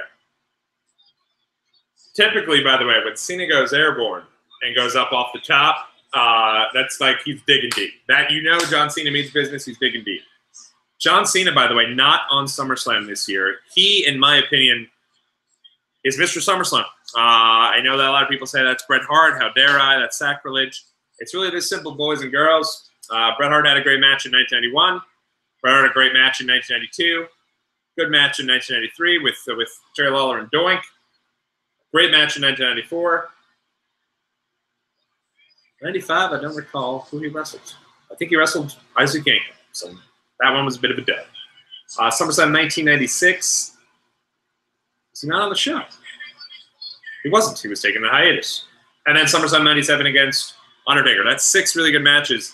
Cena, though, this dude's had unbelievable match after unbelievable match at SummerSlam, specifically from 2013 to 2016. His match against Bryan was incredible. His match against Brock Lesnar was awesome. Then 2015, his match against Rollins was awesome. And then his match against Styles. Those are like 4 freaking awesome matches that John Cena had. Bret's close, and maybe Bret is. But for me, Cena's right there with him as potential for Mr. SummerSlam.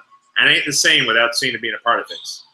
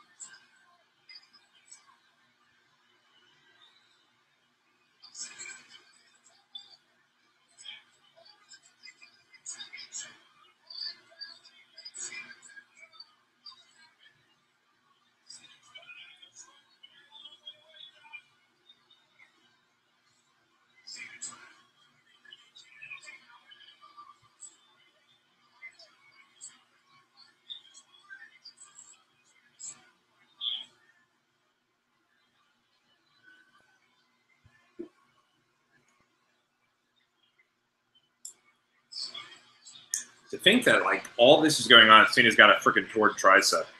Tough dude, man. You can't take anything away from the guy. And that certainly isn't the only time where he's had. You've heard the stories of him having neck surgery and showing up to SmackDown the next day to say hello and just kind of check in with the guys. And Bryan is, Cena's not. He's having Bryan do his thing.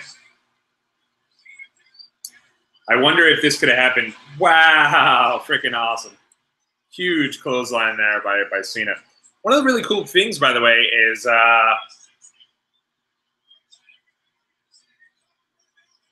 Daniel Bryan. I will say, Daniel Bryan's the type of guy that I always feel like did a really good job in terms of his original run with Nexus. And I'm always wondering, like, this would have been so interesting to see if this match could have happened years prior when it was all about, whatchamacallit, when the original Nexus attack happened.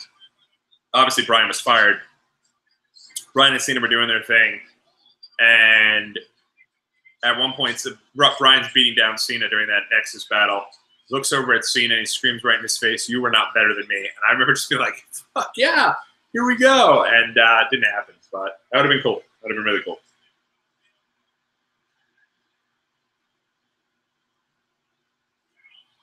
Ooh.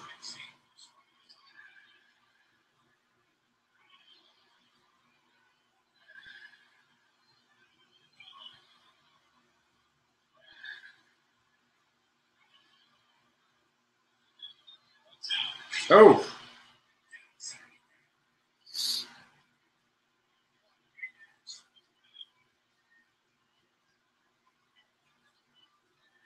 It really is. This match here definitely lives up to the hype, and I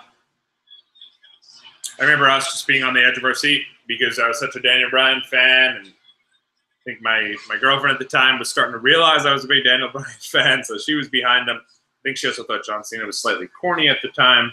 Send your hate tweets towards me, but it was fun, man. We were really into this match, and this is a good one. This is a hell of a main event. And that's why I really feel like, two baby faces who have different crowds can always have a great match together.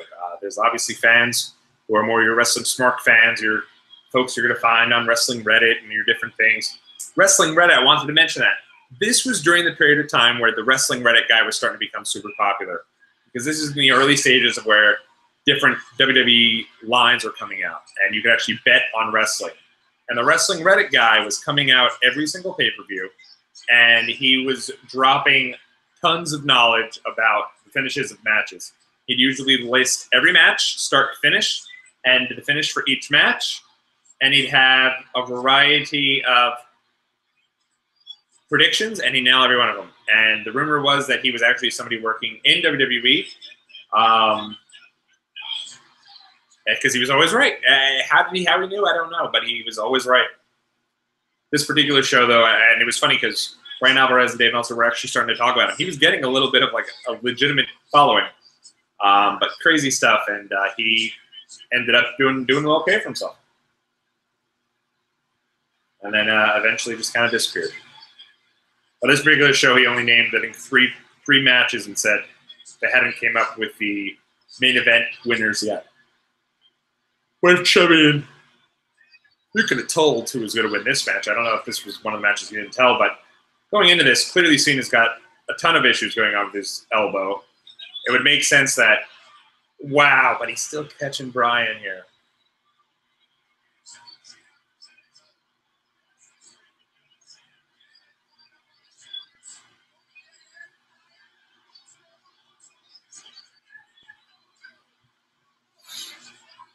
Oh! Stiff kick to the back of the head.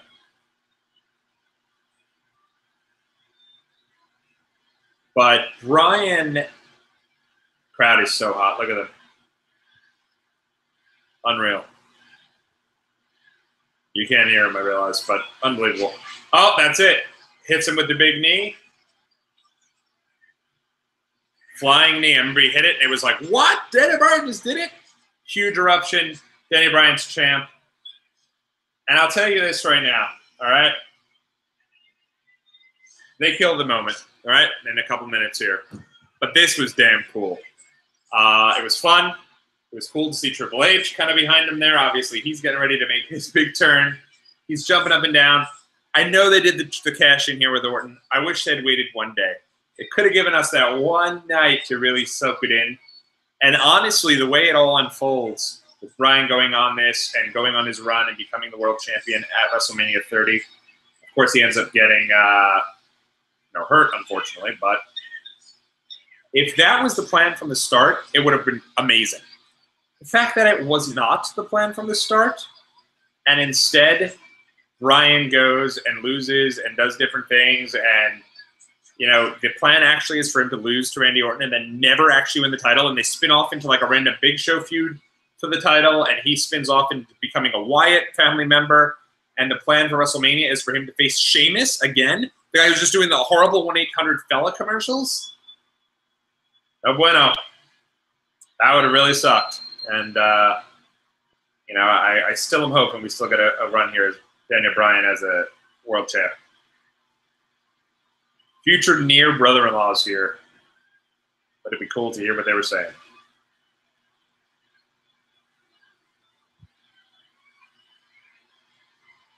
Cena doing all he could to put Bryan in on the way out. Triple H, Mr. Babyface, Mr. Good Guy, look at it. And he's getting ready to turn. And I remember just being super stoked here and thinking, wow, they did it. Daniel Bryan's a freaking world champ. I remember telling my girlfriend at the time, trying to figure out if there's a way we could postpone our trip to San Jose and just stay for Raw. And they did, I will say, they did sell. But Dave Meltzer and Brian Alvarez, you go back and listen to those old Wrestling Observer newsletters and radios, they were calling that Orton was going to come and cash in. But I will say, with the confetti and everything falling, it really felt like this is it. They're going to at least see what we can do. And the idea that Daniel Bryan was going to be world champ, like, that is exciting as it's been since Punk won the title and did his thing at the end of Money in the Bank 11, where you just had to tune in the next night to see where they were going with it.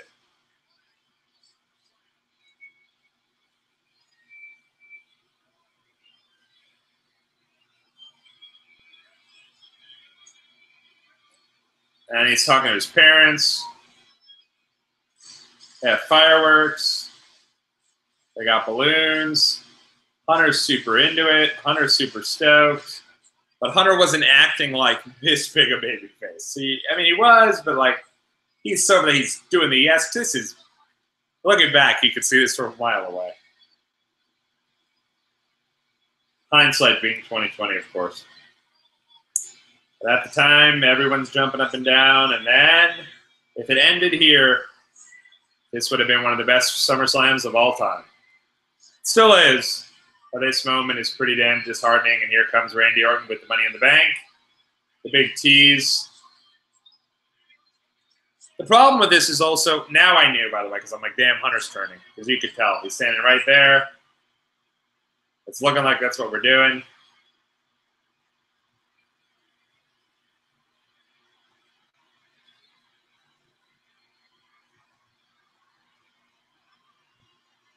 Orton's still a babyface, too, at this time. Remember that.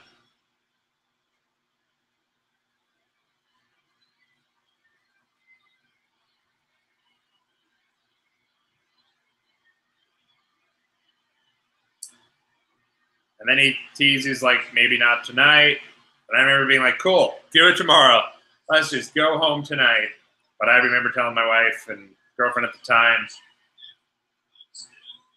that Hunter was turning, because you could see it from a mile away there.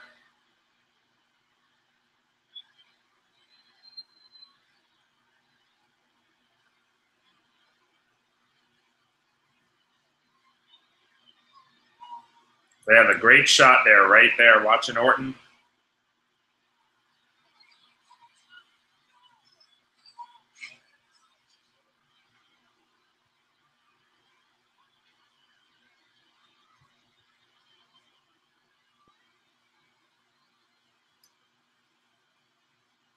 Sometimes you got to delay the storybook ending.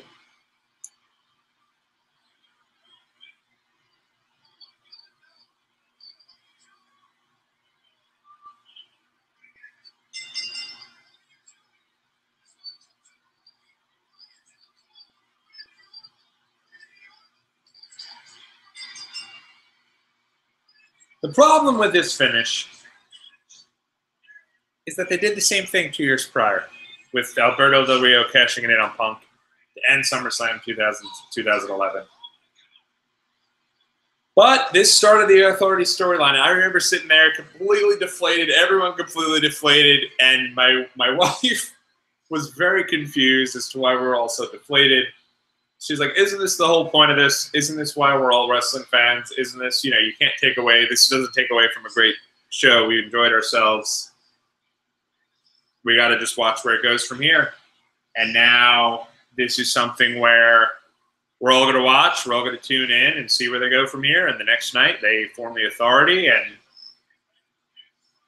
they would eventually get to Daniel Bryan's big crowning moment at WrestleMania 30. And because I was there for that too, and I was able to kind of go through the rises and falls, this all pays off. But just thinking that the match at WrestleMania 30 was supposed to be Orton and Batista, and Bryan in a throwaway match against Sheamus, and that this moment was really going to be it in terms of him winning the world title.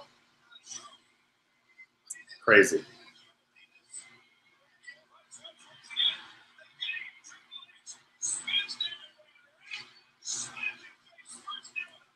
Deflating.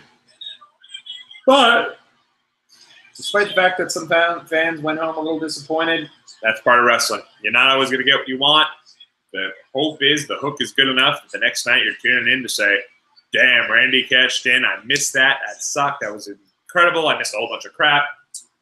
And the hated Triple H villain that we've come to hate, who's had matches with the likes of Seth Rollins, Roman Reigns, Daniel Bryan, Sting. It really all started, Ronda Rousey. It really all started here. The face of WWE and the birth of the Authority. Doesn't take away from a really great show. I was really glad to share a lot of that with you guys, to go back in time, to think about just 5 years ago and what was going on in the world of WWE. And, it's things like this, it's memories like this that makes me a fan. How about the run-in from the NASCAR fan there, asking me who my favorite was between Jimmy Johnson and Richard Petty? Very cool. I enjoyed that. Nice to chat with someone there, and good for someone to jump in. So next week, hopefully, we'll have some of you guys jump in and share your favorite memories of NXT TakeOver Brooklyn. It's SummerSlam week next week. We're going to be super busy here on the podcast and on the website. I apologize for the technical issues. Thanks for bearing with me. We got through the show, and it is now 1:15 in the morning. It's been a crazy podcast day for me. I've been podcasting since freaking 8 o'clock, but it's been fun, man. So thanks so much, everybody, and I will see y'all again real soon. That's it for today's edition of the Watchalong Wrestling Podcast. Follow me on Twitter at TommyOnTheSpot or at WatchWrestlePod. Thanks so much for all the support, and we'll keep talking to you guys through the week. Until then, everybody, this has been the Watchalong Wrestling Podcast for SummerSlam 2013, and we will see you guys again real soon. Take care. Have a very